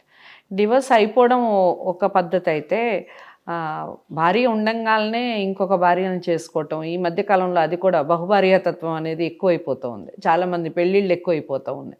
కారణం ఏంటంటారు? దానికి కూడా ఇదే కారణం అంటే, దానికి శుక్రుడు రాహు కలిసి ఉండడం కారణం. వాటిని మనం ఎక్స్ట్రా మ్యారిటల్ అఫైర్స్ అంటాం మనం జనరల్గా, దాన్ని కరెక్ట్గా మాట్లాడాలంటే. అయితే ఒక రకంగా చెప్పాలంటే, మీరు అబ్జర్వ్ చేస్తే పూర్వకాలంలో 2 పెళ్ళిళ్ళు అనేవి చాలా ఎక్కువగా ఉండేవి, 1980s బిఫోర్. ఓకే. మీకు తగ్గిపోయినాయి, బాగా అబ్జర్వ్ చేయండి. అంటే భార్య ఉండగా ఇంకో భార్యను చేసుకోవడం అనేది 1980, 70కి పూర్వం ఉండేది. అప్పుడు పిల్లల సాకుతోనో, పిల్లలు పుట్టలేదనో, లేకపోతే మగపిల్లలు పుట్టలేదనే సాకుతోటి సమాజం కూడా యాక్సెప్ట్ చేసేది, హర్షించేది. కానీ సమాజం వృద్ధిలోకి వస్తున్న, దేశకాలమాన పరిస్థితులు మారుతున్నా కొద్ది ఏమైపోయింది అంటే ఇప్పుడు మగపిల్లలు లేరు, సంతానం లేదు, నేను పెళ్లి చేసుకుంటా ఇంకోటి అంటే చెప్తూనే పడతారు. అంటే that is not a good reason. So ఆ రీజన్ వల్ల పెళ్లిళ్ళు చేసుకునే పరిస్థితులు, ఒకవేళ ఎవరైనా భార్య చనిపోతే పెళ్లిళ్ళు చేసుకుంటారేమో మగవాళ్ళు, కానీ ఈ జనరేషన్లో ఒక్క పెళ్లి చేసుకున్నోడే కంటిన్యూ చేస్తున్నందుకు నరకయాతన అనుభవిస్తున్న సందర్భంలో ఇంకో పెళ్లి చేసుకున్నాడు అంటే వాడు పక్కా పిచ్చినా కొడుకు అని అర్థం. ఓకే. ఎందుకంటే ఈ జనరేషన్లో ఒక పెళ్లి చేసుకొని భార్యను సరిగ్గా చూసుకోవాలి, నీకు పుట్టిన పిల్లల్ని సరిగ్గా చూసుకోవాలి. ఒక భార్యను సరిగ్గా చూసుకుంటందుకే నీకు చేత కావట్లేదు అంటే తప్పు, నేను మగవాళ్ళది మాట్లాడుతున్నా, ఆడవాళ్ళ గురించి మాట్లాడట్లా. సో అట్లాంటి సందర్భంలో నువ్వు ఇంకో పెళ్లి చేసుకున్నావు అంటే నేను మెంటల్ నా కొడుకు అనుకుంటే ఇంకేమనాలా? ఉన్నదే సరిగ్గా చూసుకోకుండా ఇంకో దానికోసం పోతున్నావు అంటే BMW వదిలేసి అంబాసిడర్ కోసం పోయినట్టు ఉంటుంది కథ. సో తప్పు నేను అనేది. సో అది జాతకంలో అదే చెప్తున్నా నేను, బహుభార్యత్వం అనేది శుక్రుడు రాహు కలిసి ఉంటే బహుభార్యత్వం అనేది ఉంటుంది, లేదంటే భార్య చనిపోవడం ఇంకో పెళ్లి చేసుకోవడం అనేది ఉంటుంది. ఇంతకుముందు అప్పు చేయటం ఒక పెద్ద పాపంగా భయంగా ఫీల్ అయ్యే జనం నుంచి ఇప్పుడు అప్పు కూడా ఒక స్టేటస్ సింబల్ అయిపోయి, అప్పు పుట్టడం కూడా ఒక స్టేటస్ సింబల్ అయిపోయి ఆ అప్పుల బాధ తట్టుకోలేక ఆత్మహత్యలు చేసుకోవడం అనేది మనం చూస్తాం. అమ్మా మీకు ఒక విషయం చెప్పాలి, చాలా మంచి ప్రశ్న. అప్పుల బాధతో ఆత్మహత్య చేసుకునే వాళ్ళు 100లో 5 ఉంటారు. అవునా? అంటే సూసైడ్ నోట్ కూడా అదే రాస్తున్నారు కదా? మీకు చెప్తా, చెప్పండి. కానీ అప్పులు ఇచ్చి చనిపోయే వాళ్ళ సంఖ్య ఎక్కువ ఉంటుంది. ఎందుకంటే నా దగ్గరికి క్లయింట్ వస్తారు కాబట్టి చెప్తున్నా.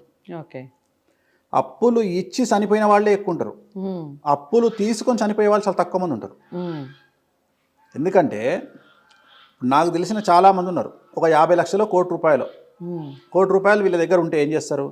ఎవడో ఒకటి ₹1 కోటి వీళ్ళ దగ్గర ఉన్నాయి అనే విషయాన్ని తెలుసుకొని ఇంకా వాడు డేగలాగా వీళ్ళ వెనకాలనే తిరిగి నాకు ₹1 కోటి అప్పు కావాలి అంటాడు. అప్పు కావాలి అన్నప్పుడు వాళ్ళు ఏం చేస్తారు? మానసికంగా వాళ్ళని ప్రిపేర్ చేస్తారు. వీడు అప్పు ఇవ్వడానికి డబ్బులు ఉన్న వాళ్ళ దగ్గర ప్రిపేర్ చేసిన వాళ్ళు ఏం చేస్తారు? 5% అంటారు. వీడు మాట్లాడకుండా 5% ఓకే అంటాడు. ₹1 కోటి 5%కు తీసుకుంటే నెలకు 5 లక్షలు కట్టాలి ఇంట్రెస్ట్. వీడు అప్పిచ్చేవాడు ఏమనుకుంటాడు? నాకు నెలకు 5 లక్షలు వస్తున్నాయి, సంవత్సరానికి 12,60, 60 లక్షలు వస్తున్నాయి, ₹1 కోటి అనుకుంటాడు. కానీ అసలు వీడు ఇంత పెద్ద వడ్డీని వీడు ఎదుటోడు ఫేస్ చేసి నాకు తీరుస్తాడా అనే ఆలోచన వీడు మిస్ అవుతాడు. మిస్ అయితే వాడేం చేస్తాడు? వాడు సెక్యూరిటీగా వాని ఇల్లు, జాగనో, భూమో పెట్టాడు. నీకు ఎన్ని కావాలరా బాబు అని ఒక 2 చెక్ బుక్లు అలా పడేస్తాడు, తీసుకోపో అని. మహా అంటే వాడేమనుకుంటాడు? వాడు టైం బాగుండదు, ఏలినాటి శనిలోనో, అష్టమ శనిలోనో, అర్ధాష్టమ శనిలో ఉంటాడు ఈ ₹1 కోటి ఉన్న ఓనరు. వాడేం చేస్తాడు? నాకు డబ్బులు వస్తున్నాయి కదా అని వాడు ఇచ్చిన చెక్ బుక్లు తీసుకుంటాడు, ఒక ప్రామిసరీ నోట్ తీసుకుంటాడు, ఒక ₹100 స్టాంప్ పేపర్ మీద వాని ఇష్టం వచ్చింది నువ్వు ఏమి రాయమంటే రాస్తాడు. అప్పు వాడికి ఆ క్షణంలో డబ్బు కావాలి, ఆ డబ్బు కావడం ఏదన్నా రాస్తాడు వాడు పేపర్ మీద, రాస్తాడు, చేతిలో పెడతాడు, పెట్టి డబ్బులు తీసుకుంటాడు. తీసుకొని ఏం చేస్తాడు? వీడిచ్చిన ₹1 కోటి నుండి ఒక 3 నెలలు 5 లక్షలు కడతాడు ఇంట్రెస్ట్ కింద. అంటే ఎంత పోయింది? 85 లక్షలు మిగిలింది, 15 లక్షలు ఇంట్రెస్ట్ కట్టిండు. ఓకే. తర్వాత 4వ నెల నుండి ఆపేస్తాడు, ఇంట్రెస్ట్ కట్టాడు. వీడేం చేస్తాడు? అప్పిచ్చినోడు వాడిని బెదిరించలేడు, పోలీస్ స్టేషన్కు పోలేడు. కారణం ఏంది? ఇది వైటా బ్లాక్ అని ఫస్ట్ కోర్టు అడుగుతుంది. అందుకని వీడు పోలీస్ స్టేషన్కి పోలేడు. పోలీస్ స్టేషన్లో కేసు వేస్తే పోలీసు వాళ్ళు ఈ మధ్యన ఏం చెప్తున్నారు? ఇది సివిల్ మ్యాటర్, కోర్టులో తెచ్చుకోండి అంటుండు. సో ఈ భయానికి వీడేమంటాడు? నువ్వు చిట్టీలు వేస్తున్నావు, నేను బయట చెప్తా అంటాడు, పోలీస్ స్టేషన్లో కంప్లైంట్ ఇస్తా అంటాడు. చిట్టీలు వీడు మేనేజ్ చేస్తుండు. లేదంటే నువ్వు నీ దగ్గర ఈ ₹1 కోటి ఎక్కడి నుండి వచ్చినాయో నేను అడుగుతా, ఇన్కమ్ ట్యాక్స్ కంప్లైంట్ రాస్తా అంటాడు. ఇట్లాంటి మాటలు మాట్లాడంగానే ఈ ₹1 కోటి ఇచ్చినోడు ₹1 కోటికి 15 లక్షలు చేతికి వచ్చినా 85 లక్షలు పోయినాయి. వాడి జీవితమే దాన్ని బేస్ చేసుకుని ఉంటుంది. వాడు దాన్ని బేస్ చేసుకుని ఏదో ఒక ఇన్వెస్ట్మెంట్ పెట్టి ఉంటాడు. 1 చాప్టర్ క్లోజ్. అప్పు తీసుకున్నాడు హ్యాపీ, అప్పు తీసుకున్నాడు, ఆ 85 లక్షలతోని పండగ చేసుకుంటాడు, ఒక కారు కొంటాడు, చేతి నిండా బంగారం వేసుకుంటాడు, వాళ్ళ భార్యకు మెడల బంగారం వేస్తాడు, ₹1 కోటితోని ఇంకో 2 కోట్లు అప్పు తెస్తాడు. ఇవన్నీ షో ఆఫ్ చేసి ఇక వాడు నడుస్తుంటుంది, వాని బండి హ్యాపీగా నడుస్తుంటుంది. వాడు ఈ ₹1 కోటి అప్పును 5 కోట్లు చేసుకుంటాడు. చేసుకొని 5 కోట్ల 5 మందిని ముంచుతాడు. కానీ ఇక్కడ మునిగింది ఎవరు? అప్పు తీసుకున్నాడు కాదు, ఈ 5గురు మునిగిరు, అప్పులు ఇచ్చిన వాళ్ళు. సో అందుకనే అంటున్నా, సూసైడ్ చేసుకునేది అప్పులు ఇచ్చిన వాళ్ళు, తీసుకున్న వాళ్ళు కాదు. తీసుకున్న వాళ్ళకు నాలెడ్జ్ ఉంటుంది, ఎలా ఎగ్గొట్టాలి. నేను అందుకనే అంటున్నా, నేను ఒకటే చెప్తా, జీవితములో అప్పు ఇవ్వకండి. మీ దగ్గరికి ఎవడన్నా వచ్చిండు స్నేహితుడు 5 లక్షలు ఇవ్వమని, 50,000 చేతుంటే వాడికి సమర్పించుకోండి, దండం పెట్టండి, నాకు ఇయ్యగరా బాబు అని చెప్పండి. పోతే 50 పోతాయి. రెండోది, స్ట్రాటజికల్గా మీకు ఏం చేస్తారో తెలుసా? అప్పు తీసుకునే వాళ్ళు ఫస్ట్ ఏం చేస్తారంటే ఒక 5 లక్షలు తీసుకుంటారు, సెకండ్ ఇంకో 5 తీసుకుంటారు, తర్వాత ఇంకో 5 తీసుకుంటారు, తర్వాత ఇంకో 5 తీసుకుంటారు, అట్లా 20 లక్షల దగ్గర తీసుకొస్తారు. తీసుకొచ్చి ఈ లోపల ఒక 5 లక్షలు ఇంట్రెస్ట్ కడతాడు, 15 లక్షలు మూసేస్తాడు. ప్రతి ఒక్కంది ఇదే పని, ప్రతి ఒక్కంది ఇదే పని. మీరు నమ్మరమ్మా, అమెరికాలో ఉండే క్లయింట్లు నాకు ఫోన్ చేసి ఒక్కొక్కళ్ళు అయితే ఏడుస్తారు. అక్కడ నుండి ఇక్కడ ఇన్వెస్ట్మెంట్ పెడతారు. సొంత అన్నదమ్ములు, సొంత అక్క చెల్లెళ్ళు, సొంత తల్లిదండ్రులు కూడా. అంటే ఉదాహరణ, ఒక వ్యక్తి అక్కడ ఉన్నాడు అమెరికాలో, బాగా డబ్బులు సంపాదించాడు. ఏం చేసిండు, ఫోన్ చేసి అన్న నేను డబ్బులు పంపిస్తున్నానే పలానా నల్గొండలో, పలానా మిర్యాలగూడలో ఒక 5 ఎకరాలు కొను అని అక్కడ నుండి వైట్ మనీ, పాపం చాలా కష్టపడి సంపాదించిన వైట్ మనీని తన అన్నకు పంపించి జాగా కొనమంటే ఈయన 50 లక్షల కాడికి ఒక 5 ఎకరాలు 2.5 కోట్లు పెట్టి కొంటాడు. కొంటే వాళ్ళు అమెరికా వాళ్ళు ఏంది అంటే, మనం పేరుకే అమెరికా కానీ ప్రతిదీ టాలీ చేసి రూపాయి కింద మార్చుకొని చూసే రకాలు. ఒక టోపీ కొనాలంటే కూడా వాళ్ళు మార్చుకొని చూస్తారు, మనలాగా డేగా కొనుక్కోరు ఏ వస్తువులు. సో వాళ్ళు ఏం చేస్తారు, ఇండియాకి వస్తే ఖర్చు అవుతుందని రారు. ఎప్పటికో 10 ఏళ్ళకు ఇండియాకి వచ్చినప్పుడు నా జాగా ఉంది కదా నల్గొండ మిర్యాలు కూడా అని పోయి చూస్తే అది అన్న పేరు మీద ఉంటుంది. అన్నేమంటాడు, నాకెప్పుడు పంపించినావు డబ్బులు అంటాడు. ప్రూఫ్ ఉంటుంది పంపించినా కొట్లాడలేడు కదా. ఇప్పుడు ఇక్కడ కొట్లాడాలి అంటే ఆయన అమెరికా వదిలి ఇక్కడ కూర్చోవాలి, కోట్లలో కేసులు వేసుకుంటూ. రెండోది, అసలు ఈయన కొనలేదో తెలియదు. ఒక్కొక్కసారి ఎక్కడో ల్యాండ్ ఫోటోలు తీసి పంపిస్తారు, ఫోర్జరీ చేసి పంపిస్తారు. సో ఇన్ని రకాల మోసాలు వచ్చినాయి.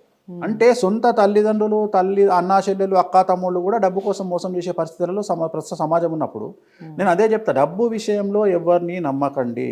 రెండవది ఏంటంటే, ద బెస్ట్ మీరు ఎప్పుడు డ్రాప్ అయ్యారు అనే విషయం ముఖ్యం. పేకాట ఆడినా, కసినో ఆడినా, అప్పిచ్చినా మీరు ఎక్కడ డ్రాప్ అవుతున్నారు అనేది గొప్ప విషయం. ఆ డ్రాప్ అవ్వడమే అతి ముఖ్యమే. నువ్వు ఎక్కడ ఆపేసినావు అనేది ముఖ్యం. అంటే ఒక వ్యక్తికి నువ్వు అప్పించినావు 5 లక్షలు, వాడు ఏం చేస్తాడు, అన్న 5 ఇచ్చినావు కదా ఆల్రెడీ, ఇంకో 5 అన్న 10 ఇస్తా ఒకటేసారి అంటాడు. సో ఆ 5 దగ్గర నువ్వు ఆగిపోతే 5తోనే పోతుంది నీ దరిద్రం, లేకుండా నువ్వు 10కి రీచ్ అవుతావు. సో నువ్వు ఎక్కడ ఆపేస్తున్నావు అనేది, అది అప్పైనా సరే, అది కసినో అయినా సరే, అది పేకాట అయినా సరే, అది జూదమైనా సరే, నువ్వు ఎక్కడ ఆపుతున్నావు అనేదే ముఖ్యం తప్ప నువ్వు ఎంత కంటిన్యూ చేస్తే నీ లైఫ్ అంత రిస్క్లో పడుతుంది. అప్పులు ఇచ్చడంలో కూడా అంతే. సో అది రక్త సంబంధికులకు కూడా అప్పు ఇవ్వద్దు అని చెప్తాను నేను. అసలు డబ్బు మీరు ఇవ్వకండి, ఒక్కళ్ళకు కూడా రూపాయి ఇవ్వకండి, అది నేను చెప్పేది. సో పేకాట అన్నారు కాబట్టి వేణుస్వామి గారు కూడా పేకాట ఆడే అలవాటు ఏమన్నా ఉంటుందా? నాకు ఏ అలవాటు లేదు. ఓకే, నాకు ఏ అలవాటు లేదు. అంటే ఇంట్లో సరదాగా కూడా మా వైఫ్ కాడ రాదు, ఇంకెవరితో ఆడతాం? ఉన్నదే 3 కాబట్టి. ఎప్పుడో చిన్నప్పుడు ఇంటర్ డిగ్రీలో ఉన్నప్పుడు ఏదో ఆడినామేమో కానీ. ఏం చదువుకున్నారు మీరు? నేను బిఏ చేసినమ్మా, EPP, economics, political science, public administration, EPP, Sardar Patel college సికింద్రాబాద్లో చదువుకున్నా. నేను డిగ్రీ చదువుకున్నా, సెకండ్ ఇయర్ వరకు చదువుకున్నా. సెకండ్ ఇయర్లో డిటైన్ అయితే ఇంటికి పంపించేసారు. అయ్యో, అన్ని సబ్జెక్ట్ ఫెయిల్ అయినా. చదివెక్కడిది, నాకు చదివెక్కేది కాదు. చదువు అంటే చాలా కష్టం నాకు, టఫ్. నా జీవితంలో అతి కష్టమైన విషయం చదువుకోవడం. నాకు మొదటి నుండి నాకు జ్యోతిష్యం అంటేనే ఇష్టం. నాకు చదువు అనేది చాలా ఇంట్రెస్ట్ లేదు. నాకు వ్యాపారం కానీ జ్యోతిష్యం అనేది ఇంట్రెస్ట్ తప్ప చదువు అనేది నాకు ఇంట్రెస్ట్ లేదు. అందువల్ల ఏంటంటే బాగా నాకు ఇంట్రెస్ట్ లేదు కాబట్టి డైలీ వెళ్ళిపోయి క్యాంటీన్లో కూర్చొని వచ్చేవాడిని. అట్లా దానివల్ల ఏమైంది, ఫస్ట్ ఇయర్ అతి కష్టం మీద పాస్ అయినా, సెకండ్ ఇయర్ డిటైన్ అయినా. డిటైన్ అయితే ఇంకా ఇంటికి పంపించేసారు. దాని తర్వాత ఇంకా ఇటు వచ్చేసినాయి. టోటల్ సినిమా ఫీల్డ్ వైపు వచ్చి ముహూర్తాలు పెట్టుకోవడము, పూజలు చేసుకోవడము, ఇటువైపు వచ్చేసినాయి. అట్లా ఒక 1995 నుండి ఇంచుమించు 2009 లాస్ట్ సినిమా ముహూర్తం యోగి, ప్రభాస్ది రాజశేఖర రెడ్డి గారి బావమరిది చంద్రప్రతాప్ రెడ్డి గారు ప్రొడ్యూసరు. ఆ సినిమా లాస్ట్ ముహూర్తం అన్నపూర్ణ స్టూడియోలో. దాని తర్వాత ఇంకా ఆపేసిన, మొత్తం ఆపేసి ఇంకా ఇటువైపు వచ్చేసిన, జాతకాల వైపు వచ్చేసిన. జాతకం చూడటానికి, జాతకం ఫాలో అవ్వటానికి తేడా ఏమిటంటారు? జాతకం చూడాలి అంటే డేట్ ఆఫ్ బర్త్, టైం కావాలి. జ్యోతిష్యం అనేది అంధకార బంధురంలో ఉండేటువంటి ఒక జ్యోతి లాంటిది. అంటే మీరు చీకట్లో ఉన్నప్పుడు వెలుగు ఎట్లయితే కావాలనో లైట్ రూపంలో, అలాగే జీవితంలో చీకట్లలో సమస్యలు వచ్చినప్పుడు మీకు ఒక జ్యోతి అనేటువంటిది వెలుగు ఉండాలి కాబట్టి దాన్నే జ్యోతిష్యం అన్నారు. సో దాన్ని అడ్డం పెట్టుకొని దాన్ని వెతుకుతా ముందుకెళ్తే మన చాటును బట్టి మన జీవితం ఎలా ఉండబోతుంది, గోచారము, గ్రహచారము, లగ్నము, తనుభావము, ధనభావము, ఆరోగ్య భావము, కలత్రభావము, ఇవన్నీ భావాల ద్వారా ఒక మనిషి పుట్టినప్పటి నుండి చనిపోయే వరకు ఏం జరుగుతుంది, ఏ సంవత్సరంలో ఎప్పుడు చనిపోతారో కూడా తెలుసు, ఎప్పుడు చనిపోతారో కూడా చెప్పొచ్చు. ఓకే, అది చెప్పినందుకే కదా నాకు కాంట్రవర్సీలు అన్నీ వస్తాయి. సో అందుకని ఆపేసిన, చెప్పట్లేదు. ఎలాగో మీరు కాంట్రవర్సీ అన్నారు కాబట్టి ఒక్క ప్రశ్న చెప్పండి.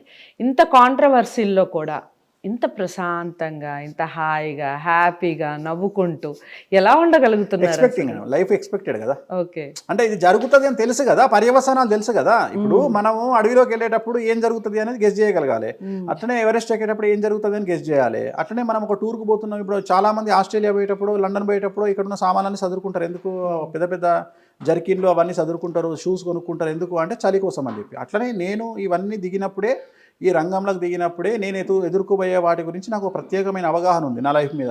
నాకు రాబోయే సమస్యలు ఏంటి అని. ఇవన్నీ కొత్త ఏం కాదు నాకు, అన్నీ ఎక్స్పెక్టెడ్ కాబట్టి.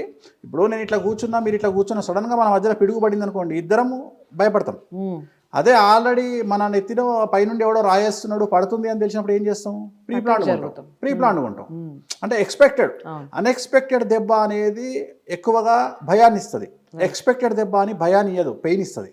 ఓకే. సో మనల్ని కూడా కొడుతున్నాడు, నాకైతే ఆ పెయిన్ కూడా కనిపించట్లా మీలో. కనిపిస్తుంది. రైట్. అంటే అదే చెప్తున్నా నేను. సమాజము ఏమనుకుంటుంది అనేది పక్కన పెడితే నేనైతే ఇట్లనే ఉంటా. రెండోది, ఇది చాలా కష్టం ఇట్లా ఉండాలంటే. సో నేను చాలా కూల్గా ఉంటా, నాకు అసలు టెన్షన్ లేదు, చాలా కూల్గా ఉంటా. వీటి సమాజంలో ఈ కాంట్రవర్సీస్ ఇవన్నీ ఎక్స్పెక్టెడ్, కూల్. వాటిని ఎట్లా హ్యాండిల్ చేయాలో నాకు తెలుసు, ఏం పూజలు చేసుకోవాలో నాకు తెలుసు. ఎందుకు భయం? చాలా మందికి ఈ సమస్య ఉంటుంది గురుగారు. ఏంటంటే ఎంత బాగా సంపాదిస్తున్నాం, అసలు డబ్బు నిలవట్లేదు అని మాట్లాడతారు. కారణం ఏంటంటారు దానికి? ఏదన్నా సో దానికి నాగదోషము, పితృదోషము, శుక్రదోషం అని 3 దోషాలు ఉంటాయి. ఆ 3 దోషాలు కారణం. సో ఎవరింట్లో అయితే శుక్రదోషం ఉంటుందో యజమానికి డబ్బు మిగలదు. రెండవది, మిగిలినటువంటి డబ్బు లేదా ప్రాపర్టీస్ అన్ని కూడా కాంట్రవర్సీ రూపంలో వెళ్ళిపోతాయి. అంటే కోర్టు కేసులు, వివాదాలు, తల్లిదండ్రులు, అన్నదమ్ములు, పాలివాళ్ళు కేసు వేయడం వల్ల పోగొట్టుకుంటారు. సో అది జరుగుతుంది. పితృదోషం ఉన్నా అలాగే జరుగుతుంది. లేదు, కొన్ని సందర్భాల్లో డబ్బులు ఉంటాయి కానీ ఎంజాయ్ చేయడానికి మనుషులు ఉండరు. సో ఈ పితృదోషాలు. మరి వీటికి ఏం చేయాలి అంటే, మీరు అడిగారు కాబట్టి ఒక మంచి నేను రెమెడీ చెప్తాను. చెప్పండి. జనరల్గా ఇలాంటివి ఎవరింట్లోనైతే డబ్బులు మిగలట్లేదు, సంపాదించిన డబ్బులు మిగలట్లేదు, వాళ్ళు ఏం చేయాలంటే ఒక విస్తరాకు తీసుకొని, ఇస్తరాకు అంటాం కదా, ఆకులో లెఫ్ట్ సైడ్ అన్నం పెట్టాలి, రైట్ సైడ్ దొండకాయ బెండకాయ కూర వండి పెట్టాలి. ఇది ఆదివారం నాడు మధ్యాహ్నం 12:30 గంటలకు ఉంటున్నటువంటి ఇంటి మీద పెట్టాలి. ఇంటి మీద పెట్టాలి. 12:30 మధ్యాహ్నం ఆదివారం నాడు పెట్టాలి. 3:30 తీసేయాలి. తీసేసి ఒక కవర్లో కట్టి వాటర్లో, చెరువులో, వాటర్లో, కాలువలో, చెట్లలో వేసేస్తే సరిపోతుంది. ఇలా 8 వారాలు చేయాలి. 8 వారాలు చేస్తే ప్రాబ్లమ్ సాల్వ్ అయిపోతుంది. సో డబ్బులు మిగలడం స్టార్ట్ అవుతుంది. సింపుల్ అండి, అంతే. కొంతమందికి ఈ రాత్రులు నిద్ర పట్టకపోవడం, నిద్ర దోషాలు ఉంటాయి. సడన్గా మెలకు వస్తుంది, అసలు నిద్ర పట్టదు. కొంతమందికి అసలు నైట్ అంతా నిద్ర పట్టదు. కారణం ఏంటంటారు? జస్ట్ సింపుల్ కారణం, that is called anxiety disorder. ఇది ఎందుకు వస్తుంది? గురువు 6వ ఇంట్లో ఉన్నా, గురువు వ్యయంలో ఉన్నా, గురువు 8వ ఇంట్లో ఉన్నా, గురువు శనితోని కలిసి ఉన్నా, గురువు కుజుడితోని కలిసి ఉన్నా, శని దృష్టి గురువు మీద ఉంటే గురు దోషం అనేది ఉంటుంది. సో దీనికి ఏమవుతుంది అంటే, ఇక్కడి నుండి అంటే గొంతు నుండి బొడ్డు వరకు సమస్య ఉంటుంది. జనరల్గా అయితే మనకు మామూలుగా సమస్యలు ఏమొస్తాయంటే, మన నరాల సిస్టమ్ అనేది కమాండ్ అనేది బాడీకి ఇస్తే, నువ్వు కుడి చేయి లేపు అని కమాండ్ చేయగానే కుడి చేయి లేస్తుంది. అట్లనే నువ్వు భయపడు అంటే భయం స్టార్ట్ అవుతుంది కడుపులో. కానీ ఈ గురు దోషం అనేది ఉన్న వాళ్లకు, యాంగ్జైటీ డిజార్డర్ ఉండే వాళ్లకు రివర్స్లో వస్తుంది. అంటే ఫస్ట్ వాళ్ళు టెన్షన్ పడడం స్టార్ట్ కాగానే మైండ్ కంటే ముందర కూడా కడుపు రియాక్ట్ అవుతుంది. రియాక్ట్ అయ్యి ఏబిఎస్ స్టార్ట్ అవుతుంది, ఇరిటబుల్ బౌల్ సిండ్రోమ్ అని. ఐబిఎస్ స్టార్ట్ అయ్యి ఏమవుతుంది అంటే ఇమీడియట్గా మోషన్ స్టార్ట్ అవుతాయి. సో దీనికి ఓన్లీ ట్రీట్మెంట్ న్యూరోఫిజిషియన్ దగ్గరికి వెళ్ళాలి. మంచి న్యూరోఫిజిషియన్ దగ్గరికి వెళ్ళి యాంగ్జైటీకి మందులు వాడితే ఈ ప్రాబ్లమ్స్ తగ్గిపోతుంది. అలాగే జ్యోతిష్యపరమైన విశ్లేషణ ఏంటి అంటే, ఎల్లో కలర్ షర్టు ప్రతి గురువారం వేసుకుంటే గురువు బలమయ్యి ఈ గురు ప్రభావం తగ్గిపోయి, చెడు ప్రభావం తగ్గిపోయి హ్యాపీగా ఉంటారు.